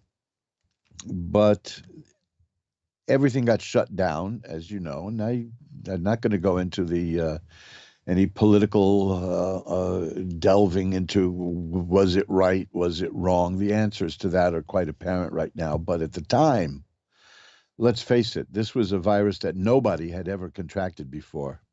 And I'm going to say this without any conspiratorial intent, but the only people who had gotten sick with this virus were in a laboratory in China. They, at the end of 2019, they found these workers were getting sick with a kind of a flu-like thing, and that's why it's called COVID-19. Not because there was a COVID 1 through 18, coronavirus disease 19, because it was discovered in 2019, and that's how they discovered it. And by the time, wherever it came from, the point was that nobody knew what to do about it because nobody had antibodies to it. Nobody had been exposed to it. So, some people acted out of an abundance of caution, maybe overreacted. Better safe than sorry, would you say? I don't hold that against anybody, but the fact of the matter was this stuff is going on now. To this day, there are people who are still reluctant to let go of all of these restrictions. And the businesses were shut down. People were locked down. Livelihoods were ruined. It really was a time of new beginnings, because there were endings. And if you're lucky enough, when part of your life ends, another part begins. And that doesn't work that way for everybody. There's some people who can't do that. There's some people who just can't handle it. Change, there's no such thing as good or bad change in that sense. For years, I've been telling people there's these things called psychological stress units, which scientists use to measure the effect of change in people's lives. And for instance, the units of psychological stress you endure for getting a divorce are the same. It's the same amount as getting married. So you see, the stressor doesn't. You can ignore the stressor and just realize that there's stress. And a lot of people aren't made to handle stress. There's some people who thrive on it. In fact, I think we all know people who create stress all the time.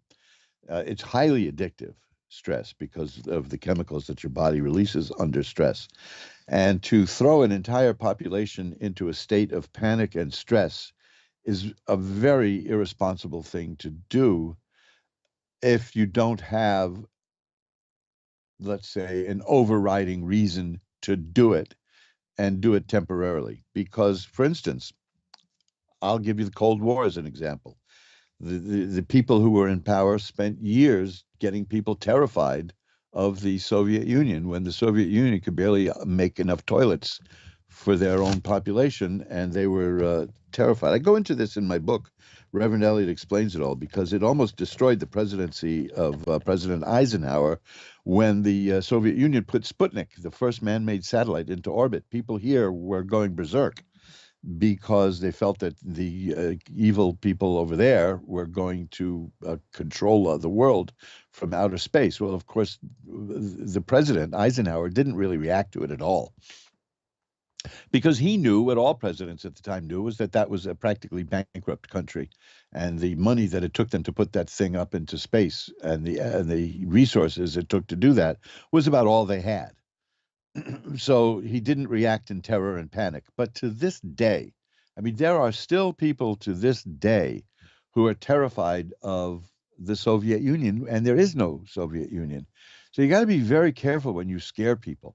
And sometimes you do want to scare people enough to shock them into action, maybe. But when you go too far, that's terrorizing people. And there are still some unfortunate people who live in a state of terror when exactly what scientists said in 2019 was going to happen with this virus has happened, which is that it will mutate to a highly contagious but very mild form. That's what they do. That's how viruses mutate. There is no fear that it was going to mutate into something that eats your body and leaves you in a pool as a sludge of gray matter. No, it doesn't work that way. Viruses, to survive, they said in about 3 years, they said this at the end of 2019, in about 3 years, we'll have variants of this virus that are highly contagious. Everybody will catch it, and it'll be like maybe a cold. And that's it. And that's where we've been. But there are people now. For instance, New York State just lifted the mask mandate under many circumstances. And there are people in the street demonstrating against that, screaming, "You're going to kill us." Now, I'm not going into the science of this or that, because it's not worth discussing. It's like arguing religion at this point in time. But I just want to make the point that the tarot cards showed me in 2019 that something life-changing was coming, and that's what it's done. And look, and I'm using these examples not to put people down, but to just say this is how they've changed their lives. Their lives have been changed, and I could see that for almost anybody I read here on Ask One Radio and people I read for privately. was that there's going to be big changes. Some people took advantage of that to change themselves for what they perceived as the better. See, and other people, well, here in New York, there was an increase in the number of people who killed themselves during the whole lockdown phase. It was just awful, and the only reason we know about that is that people in the neighborhoods where it happened reported on it, but media people were told not to cover. Now, I'm a person who's got media contacts. I've been in news media for years. In fact, I'm one of the people whose businesses was shut down and destroyed by the lockdowns. My wife and I ran a newspaper for 20-odd years. And that was contingent upon people going out and getting the newspaper. And everyone was locked down, you see, and all the advertisers were locked down, and everyone was put out of business. So it was time to change. So we changed. And that's what you can, if you can see, I'm taking the scenic route here, right? But the point was, if you can look in a deck of cards, tarot cards, and you can see that there's a period of change and transition coming in your life, maybe you can have a little bit of an advantage there without having it forced on you if you know it's coming. So you can have it go the way you want it to go, at least as much as you can control. We don't really control that much as we think we do in our lives, which is the way it goes. I mean, I love it here when people refer to, well, you got to control your own destiny. You can't do that. It's not your destiny then if you can control it, you see. But do you believe in destiny? Do you believe in the appointment in Samara? Do you believe that everything that is going to happen has already happened and we can't do anything about it? If so, then what's the point of any of this? But I don't believe that. I do think that we create reality as we go along. Now that will require a couple hours of speaking, and maybe we can do, I keep threatening to do webinars, but maybe that would be a good one to do, which is, what is the point of magical work if everything is preordained? Because there are people who believe that everything happens all at once. There was the Big Bang and it all happened simultaneously, and we're just watching it unfold now. Time is just the way we make sense of everything. Personally, I think time is just the way we develop time so that we don't miss lunch. That's neither here nor there. But you see, that's why we look at the future. That's why we want to see what's coming up. I have had a few little health problems, nothing major. You know, mostly it's just seeing annoying doctors. I think there's doctors out there who are trying to plan the size of the yacht they're going to buy from seeing me. But they are helping me, and I just, if I've fallen behind in some of my readings for people, I know that people have called me and reached out to me for readings, and they've been very patient and very understanding when I explain I'm going through this medical lunacy, and I just want to get it out of the way, and then we'll go back to some more readings. But it's clearing up, so if you do want to get in touch with me off the air for a reading, my readings start at $10. You can find out more about the readings by going to magic-works.com, magick-works.com. You can tool around there, look at a whole bunch of stuff at that website, but the information about readings is at the home page, so you'll see it right away. And I'll be more than happy to make arrangements with you to do a reading with you. And I know that a lot of people aren't going to get through tonight, especially if I keep babbling like this. Nobody will get through tonight. But I know that it's also inhibiting for a lot of people to talk in front of a few million people around the world. There, did I just lose some people now because I said that? But so my hat's off to you, just for calling and talking publicly on S1 Radio. That's good for you. You got guts, because someday I'll tell you the story about how I became a public speaker and how terrified I was of the whole thing. And I'll tell you the worst thing that ever happened to me while I was a public speaker. But we'll save that for another time, because that's about me and this show is about you. So why don't we do this? Why don't we ring a bell 3 times to declare sacred space and pull back the magical curtain on the magical window for Mylin in Richmond, British Columbia. Hi, you're on with Reverend Elliot. Yes, thank you so much for taking my call. Well, that's what I'm here for. I'm glad you could get in tonight. What can I look at for you? I just wanted some advice on a career. Okay. For a career. Well, I'll shuffle up the cards and see what I get. If it's about career and money, we should be getting some very clear evidence of that. Well, there we are. There's the two of rods. The rods are career. That's about waiting for something to happen. Like you've done the work you need to do to prepare for something, and you're just waiting for it to bear fruit. Now, the next card is interesting because whatever the situation is now, it's going to change. Because that's the wheel of fortune. That means the situation is going to change. It's going to change rather radically, in fact, because the next card is the tower struck by lightning. So that means a sudden, unexpected change. What comes after that is fascinating. What comes after that is a possibility of new work in career, which is the Knight of Rods. Knights are new beginnings, as opposed to old beginnings, right? Knights are beginnings. And then there's the Six of Coins, which is about a potential income stream and money coming your way. And emotional happiness is there. That's the Nine of Cups. And the Nine of Rods is here. That means you're ready for what's coming. You're prepared. So you've been waiting. You're waiting for something to happen. It's going to happen. It's going to happen fairly soon, and it's going to come out of the blue. Something unexpected is coming that's going to result in an opportunity for something new in terms of work and career. There'll be a good offer of money with that, and you will be very satisfied with it. And you're prepared for it is the main thing. That's also like the Two of Rods indicates a person who has done the work and is waiting for the results. The Nine of Rods is the person who is completely prepared, who's been around.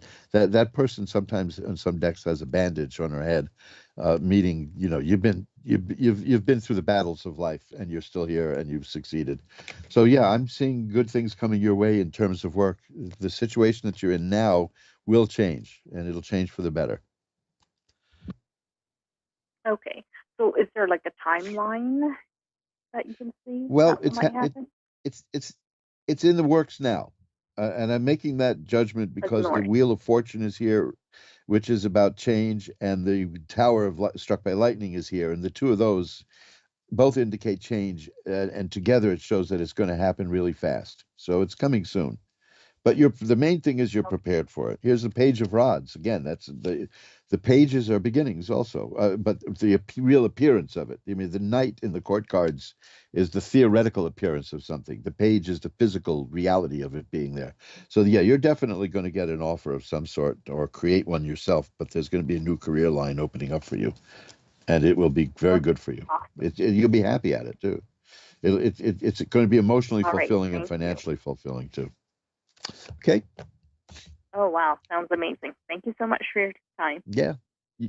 You're headed for a good time. Thanks for calling. Bye-bye now. All right. Thank you. Bye-bye.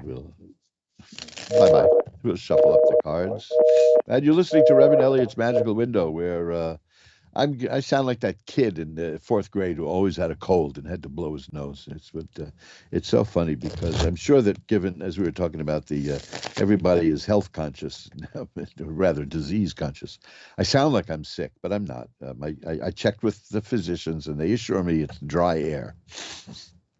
You see what I mean? It's a hard time breathing, so I'll be taking some decongestant later. And by the way, speaking of the air, I would like you to join me in this. I'm going to do this after the show, and maybe you'll do this too at some point in the next few days. We all need to send some positive energy out to the people in East Palestine, Ohio, where they are going through a living hell, and they are really scared, and they don't know if their town is going to be evacuated like Chernobyl, because of the train wreck that was pretty much like what was that? About 12 days ago it happened. It was pretty much ignored, but it left a toxic cloud, which is at the moment reportedly killing pets, fish, livestock. And these people are scared, and rightly so. So I am going to be lighting a white candle later on to focus on sending positive energy to those folks out there. It'd be great if you could do it too, if we could all do it together. Now, this is not by any means a substitute for hazmat groups coming in and cleaning up. Let's be clear. But I'd like to give some sort of emotional psychic support to these folks who are not doing well mentally and emotionally because they're scared, and they should be scared because it's scary. That's, I can't get any more clear than that, right? So we could do that. We can keep them in our thoughts, yes, but do something concrete. Like I am going to burn a white candle, and I'm going to send positive energy to all the folks out there who've been negatively affected by that train crash. Lord knows I'm not going to be able to do anything for the people positively affected by it, because I don't know if there are any such critters out there. But let's all get together and do that. There was a time a while back when I asked the audience here to do some positive energy work for a friend of mine who was going through some troubles. And she reported the most phenomenal feeling of energy and positivity that ever happened. And yeah, you guys came through and did a wonderful job. So let's see if we can all work on sending some positive energy to the people in Ohio whose future is in grave doubt right now. And they're just, eventually they will probably, we hope, get the physical help they need. But let's give them some spiritual support, okay? Carla in New Orleans is next. Hi, you're on with Reverend Elliot. Hi, how are you? I'm doing well, Carla. How are you tonight? I'm doing well, thank you. Good, good. What can I look at for you? Well, I was wondering if you could connect to my late husband and just let me know if you feel connected with him. Okay, let's see. When I get requests for readings like this, there are certain cards I look for to indicate if I'm getting the message or not. So let's see what we get. And if I don't get one of those, well, that's pointless now because I just got one of the cards. I was going to say, if I don't get one of those cards, then we'll just try it again. The first card I have is the High Priestess, and that's one of the cards that's exactly what I was looking for. The High Priestess is the person who can see behind the veil being that separating this world and the next world. This is what's fascinating to me, is because I get this all the time when I do readings like this. And that is, the first card here is a card of sorrow and sadness. That's the Nine of Swords. That comes up almost every single time, indicating that I understand. It's as if the message is, I understand that this is painful for you. It's painful for me too. All the other cards are cards of health and healing and growth and happiness. And the message is, I'm doing very well where I am. That spiritually I'm growing, because that's the sun. The sun is about healing and growth. The Judgment card here, that shows, that's a reference to final judgment, and that shows a new life beginning. And then there's the Nine of Cups, which is about emotional satisfaction. So while it's very difficult because there's the pain of loss, here it is again. It's the Three of Swords. That's a very sad card. There's always the sadness there in these readings. But the message I get is, I'm doing okay.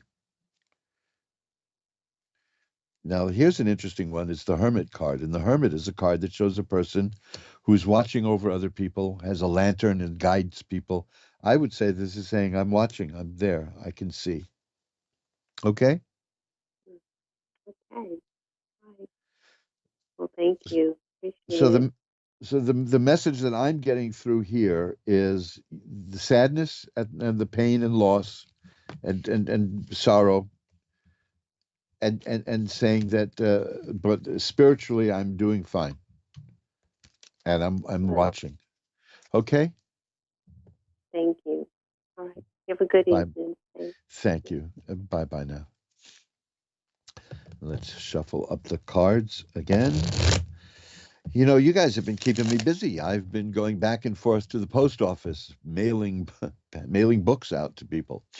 This is I like to see that, not just because I like selling things, which don't get me wrong, it's fun to sell things, but I keep the prices as reasonable as possible. The book prices have been going up. They've gone up like 3 times.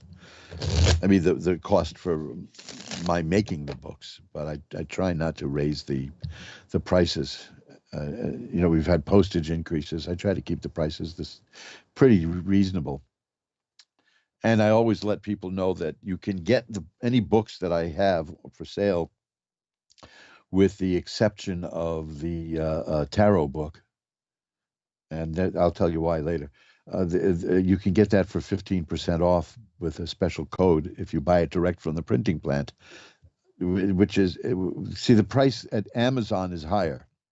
A lot of people buy through Amazon, but I have to charge more for a book at Amazon. I don't want to, but that money doesn't get to me because Amazon, they do, they take a nice bite out of it, and the postage rates have gone up too there, but their shipping prices haven't gone up at Amazon, which is nice. But I still think that the best way to get any of the books that I mentioned here on the show would be to go through mojoacademy.org, which is the website I have that offers you Amazon. But if you look around, you'll see it's right there. I don't hide it. Obviously, I'd be an idiot to hide that.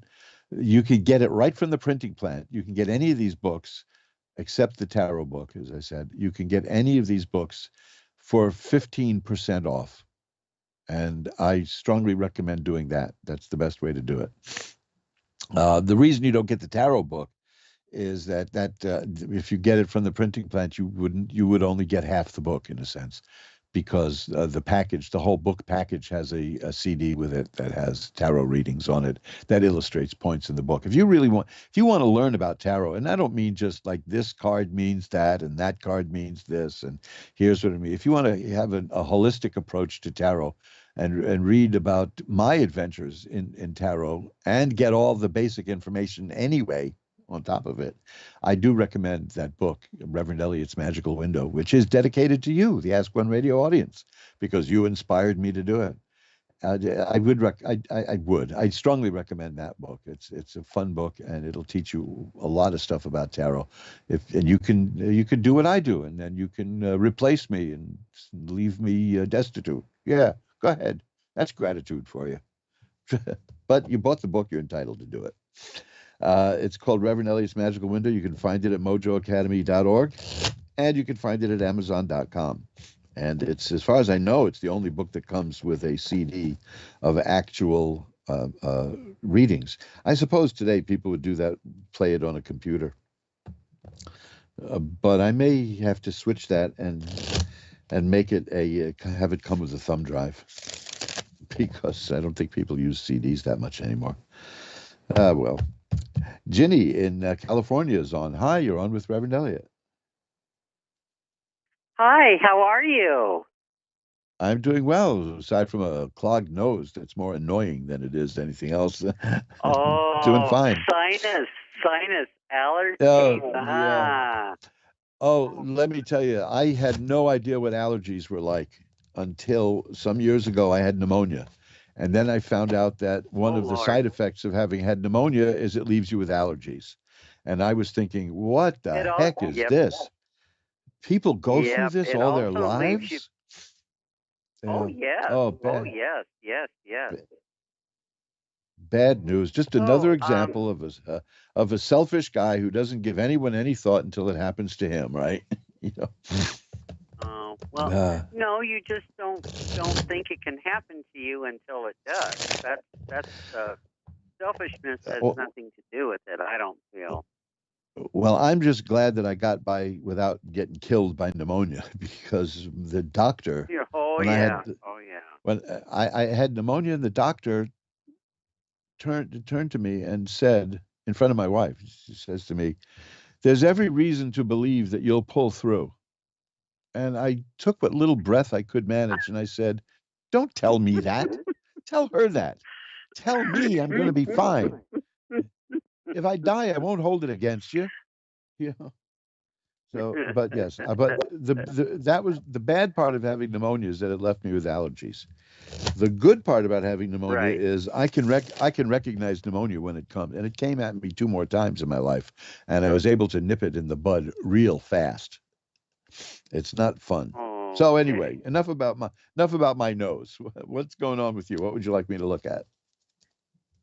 Okay. I'm actually, Elliot, I'm looking for information on my biological father. Okay. What do you want? You want like a personality description, or what are you looking for precisely? This sounds like the kind of thing that we'd take a real in-depth look, like off the air. But what would you like to look at the moment about it? Well, actually, I don't really know who he is, and I want to know, like, basically, did he know about me? Did he have another family? Um, was he in a long-term relationship with my mother, or was it just something that happened and maybe he didn't know about me? Just things like that. I don't know if you can do that on the air or not. Well, there are things I can do. For instance, and this is fascinating. 1, 2, 3, 4, 5. I have 6 cards here. Okay. Every one of them. Are you familiar with tarot? A little bit, not real familiar. Okay, there are wands, there are cups, there are coins, and there are swords, and each represents other things. Each represents a phase of life. All of the cards I got for you for this reading, every card I have is a sword card. Oh boy! Now beyond is that a good thing? it can be good and it can be not so good. And I'm telling you that you got a mixture here. You have 2 of the saddest cards in the deck are here. I'm taking a look at this person, remotely. We're going to do a little spy act here on this person. Okay. What I'm seeing is an overwhelmingly sad person. This was the events surrounding your birth and the relationship out of which you came was a sad one. It was almost overwhelming, and I'm seeing, and I'm just looking at his point of view. I mean, this could be wrong. You know what I mean? This could just be about how he sees it. But it was much trouble. It was painful. It was hurting. It was just sorrow, and he didn't know what to do about it. Is what I'm seeing. Now, there's an interesting card here. In the middle of all this, though, I have the card of the Hierophant, which indicates marriage. So there was a marriage potential there. Or there could have been a marriage. But there's a Justice card here, which also has a sword on it, oddly enough. See, swords are the predominant theme here for some reason. We're looking at an unhappy person, a person who was not happy in many, many, many ways. And that's just the bare part that I see. Okay. Could he have been a close familial relative to my mother? Who is the she you're referring to? Because I'm looking My mother. at. No, I mean I'm looking at the. What I'm looking at is the person who would be your biological father, and I'm seeing that there was a great deal of sadness in that person's life. I'm not getting any indication of any other relationship except that there was a possibility of marriage that may or may not have been done. But Okay, see, here's I don't really have any clue. Here are more sword cards. I'm just seeing that there was just. It did not look like a very healthy, happy relationship. And again, I'm only looking at his point of view, what I'm seeing. and it was just very sad, all around sadness. Now that I don't know if that helps you or not, but that's about all I can see at the moment, because I'm shuffling them and doing it Well, again, and I'm getting the same cards. huh. I see. Yeah, I just, again, I don't know who he is. I don't even know if he's still living. I'm presuming he is not, given my age. And, I was born in 54, so I seriously doubt that he's still alive. Sure. Is there any, I mean, I don't know. I just wondered if he knew about me and again, I'm getting if he had a, I'm getting indications that he didn't. I'll did tell you not. why. Yes, I'll tell you why. Because you asked this a moment ago, and I pulled out a card, and then I shuffled them, and I got the same card again. And this card is a sword card again, but the person in the card is blindfolded. So I'm pretty Okay. comfortable with the idea that he didn't particularly know. Now I have the death card here, so that may be in response to what you said about him no longer being living. I don't know because I don't know who he is. And Yeah, I know. my mother That's it. told me it was someone else, and that turned out not to be who it was.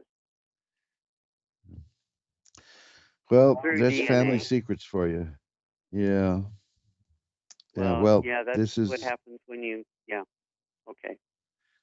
I mean, look, But I all came right, from a well, family that was very secretive also. I mean, I don't even know if half my family knows my mother's actual name, which, this is a very eerie kind of thing. Secrets are not my favorite thing, holy if you know what I crap. mean. No, Well, so you're saying he didn't. Okay. my indication is that it's a strong possibility that he didn't know, because I'm getting that person. I got it twice, the blindfolded person, in response to you saying that. So I'm taking that as a direct answer. Okay. Can you give me kind of any characteristics, like physical characteristics? No, that I couldn't do. Okay. All right. Okay. Let me try this, because try this. There are interesting people. Let's try on the assumption that the person has probably passed away. There are people at Ask One Radio who specialize in mediumship, which I don't. I can do it with the tarot is clear and it gives me some messages. But there are people who are really expert at it at Ask One Radio. See if you can find somebody in the lineup who appeals to you, who does that. Okay? Okay, because see, I had originally requested, not that I have anything against you, because I don't even know you, but I had no, I originally understand. requested someone else, and it was a female, and that's who I originally requested. So I think you have to wait for like a week or something before you ask for another reading. Yeah, it should. The thing is that, because it's a very difficult thing to try to get the person you want, and I understand that a lot of people get me don't have a clue who I am, but I hope I win them over a little bit. But yeah, I think no, what you told me is interesting, and I kind of felt like he didn't know. I'm feeling a lot of things, but and then my mother just passed too, and my mother wasn't, again, the most truthful, and she did have her secrets, and See, the thing. Let me do this. The thing about calls here, and we only have a few minutes for each call anyway. Calls do go in the order in which they're received, so it's kind of a luck of the draw. But you can find, if you find somebody and you listen to their shows, and that person interests you, almost everybody here does work off the air, and this is a large order you're talking about. So I think it might be worth your while to contact one of these people and see about a private reading off the air. Would take about a half hour or so, where they could just focus on you. Okay? Okay. All right. Because doing it on the air may not be the way to go, because this is a very complex thing you're looking for. I know that, and So check them out. And let me tell you one thing, you can at least be sure of one thing, that if you get the person through Ask One Radio, that you're going to get an honest reading here, and a straightforward person who cares about what you're doing. Because if they don't, nobody on Ask One Radio is the kind of person who doesn't care. So that's the thing. I mean, there are places where there's people who are just trying to hustle you in and out for the money. I mean, we all know that. Same thing goes if you're buying a car. Let's face it. But you really can put yourself in the hands of the people here, because first of all, you know where to find them, and secondly, they care. So give it a shot, okay? Okay. All right. Well, thank you very much, so, Elliot. so Good luck selling fi- your books. I was listening to your book. Thanks. So. Thanks. You can find the books at mojoacademy.org. There's always something there that'll help Okay. somebody. Okay. Thanks a lot. It's been Okay. great talking to you. And I think you're going to find what you're looking for. I really do. Thanks for Okay. calling. Thank you very much. Bye-bye now. And let's go to Jillian in New Jersey. Hi, you're on with Reverend Elliot. Hi, how are you? I'm doing well. How are you tonight? Good. Good. Good. Well, let's see if we can make that a little better. What can I look at for you? I'm Jill. kind of Oh, there you.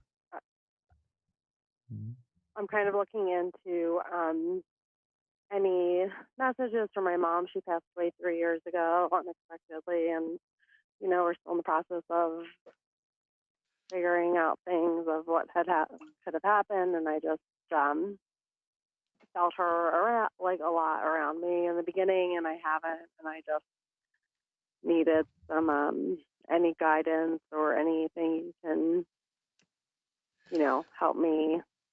Well, as you're Messages. talking, I pull out the card, which is the Temperance card, and that shows a big, nice, happy angel who helps balance life and helps things get into balance. So that's good. That's a good sign there.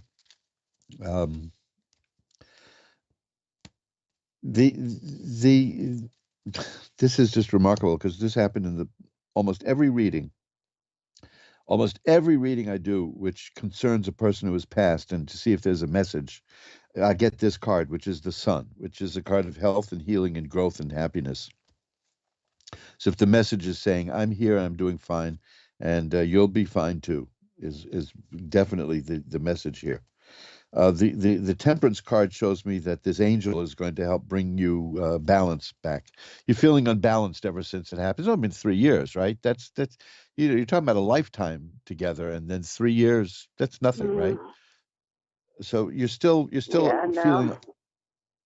feeling the loss, and you probably always will, to some degree, feel that loss. That's the card here. That's the Three of Swords, which is a heart pierced by swords, and the heart is crying. So that's the pain, and yet the message is, I'm here, and I'm here, and I'm healing and growing, and spiritually I'm balanced. You'll be balanced. It's a mixture. It's the usual. This is the thing that almost every one of these readings comes out this way. There are 2 sad cards here and 2 cards of balance and joy and happiness and healing. So that's the message. The message is, yes, we're both very sad about this. That's the duality, the 2 cards. And we're both going to grow through this, is the answer. Okay? Okay. So it's a very simple message here, which is that there's a combination of pain, and yet there's growth and happiness. Obviously, nobody's happy about all of the suffering, but there's healing is a more precise word for what that card means. In fact, here's the Ten of Cups, which shows a happy family and a rainbow and joy. So I don't think you're alone. I really don't. I do think that you're being watched over at this point, whether you feel it or not. Okay. Okay.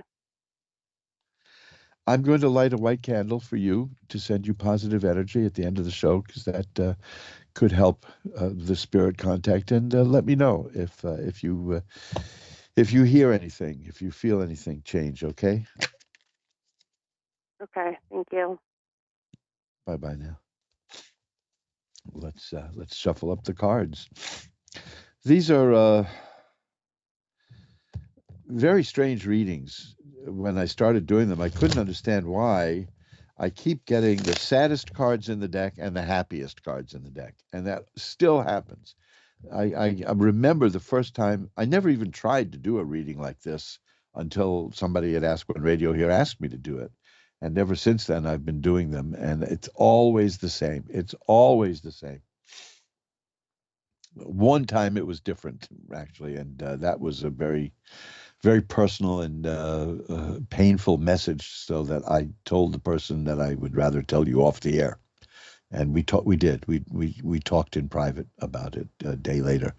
But generally, these afterlife readings go the same way, which is that sometimes they'll show a person who passed away under really horrible circumstances, but that's immediately followed by cards of healing and health and growth. You see, this is very odd how that it always works out that way, except for that one time I mentioned.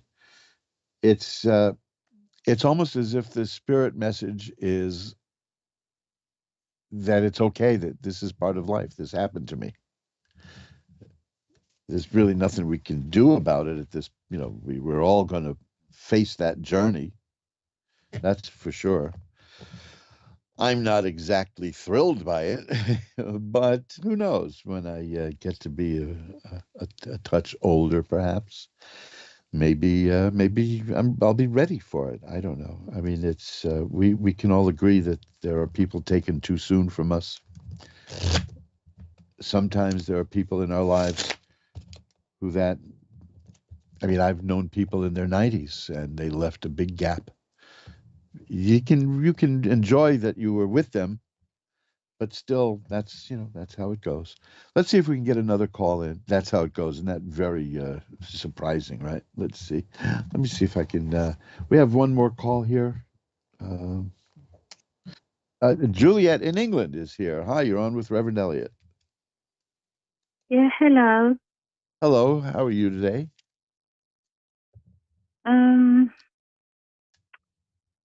Not brilliant, but it's just one of them things, isn't it? Yeah. So what would you like to look at? I've got a couple of minutes. Okay, then. Can you have a look at my spirituality? Well, let's see. I think you should know something about it, but what would you like to know about your spirituality? I've got here. Well, let's say I got here the strength card. You're a very strong person. The 7 of Rods. You're a person who can sweep away adversity. The 10 of Cups. You're a person who can enjoy happiness. The 4 of Swords shows me that you're able to take time out for yourself. Do you meditate? Yes, I do. Well, there's that card. That's what that is. The Hierophant is a card of religious authority. So then religion and spirituality go hand in glove. So that's there. And there's the Magician, that you're a person who can take power, spiritual power from above, and apply it here practically down on the earth. Are you a spiritual worker? Yes, I am. Oh, see, that's the card of the spiritual workers. That's why I asked you that, because you can translate. You can translate that into earthly power, and you do very well at it. That's what I'm seeing. Let me ask you this: are you shy about getting paid for doing spiritual work? You know what? It's funny you talking about that, because I'm in between regarding work with something like that. Yeah, funny you saying that. Yeah. Okay, because I mean, there are a lot of people who think that you shouldn't get paid for doing this kind of stuff, and I can only quote a great spiritual writer who long ago pointed out that there's such a thing as the spiritual economy, and that if you're worth your labor, you're worth your keep. So don't be shy about charging. Don't charge an arm and a leg. Keep the prices fair. But you have every right to ask for payment for what you're doing, because you put a lot of yourself into it. And here's the Page of Coins, and that's the appearance of money stream. So that's why I asked that, is because I saw cards of reluctance there. Yeah. Can I ask a question? You have to go quickly because I'm almost out of time. I got about a minute left. Okay, sorry. Regarding my relationship. I see that there's a relationship that is either just recently ended or is about to end, and something new will be coming. Now, I hate to leave you on that Okay. note. It'll be good. It's the Ace of Cups, so that's a good one. But I've got to run now, okay? Okay. So thanks a lot Okay for then, calling. thank you then. Thank you, Elliot. Bye-bye Thank now. you. Bye. And that's it, folks. That's it. Another edition of Reverend Elliot's Magical Window, show 72,842,963, or something like that. So let me just wrap it up a little bit by saying that I'll be back next week, of course, at 11 Eastern, 10 Central, 9 Mountain, and 8 Pacific. You can find me on social media at Reverend Elliot's Tarot Consulting page at Facebook. I have a Twitter page, which about 3 people pay attention to. I'm not big on Twitter because I don't want to get into political arguments just to get clicks. What else is there? I'm on MeWe, which always sounds to me like an annoyed French person, but it's a different kind of social media. It's have a slight presence there, but mostly I've got loads and loads of people, nice people, kind people. You'll meet people with the same interests as you at Reverend Elliot's Tarot Consulting page at Facebook. Give that a shot. If you want a reading off the air, or if you want to just contact me, you can get to me at asktarot@earthlink.net. Ask Tarot, ASKTAROT, at earthlink.net. Be sure to check out mojoacademy.org for the best in occult books and audio and video. Yes, video. And magic-works.com is my main website, magick-works.com. I'll be back next week. See you then. Bye-bye.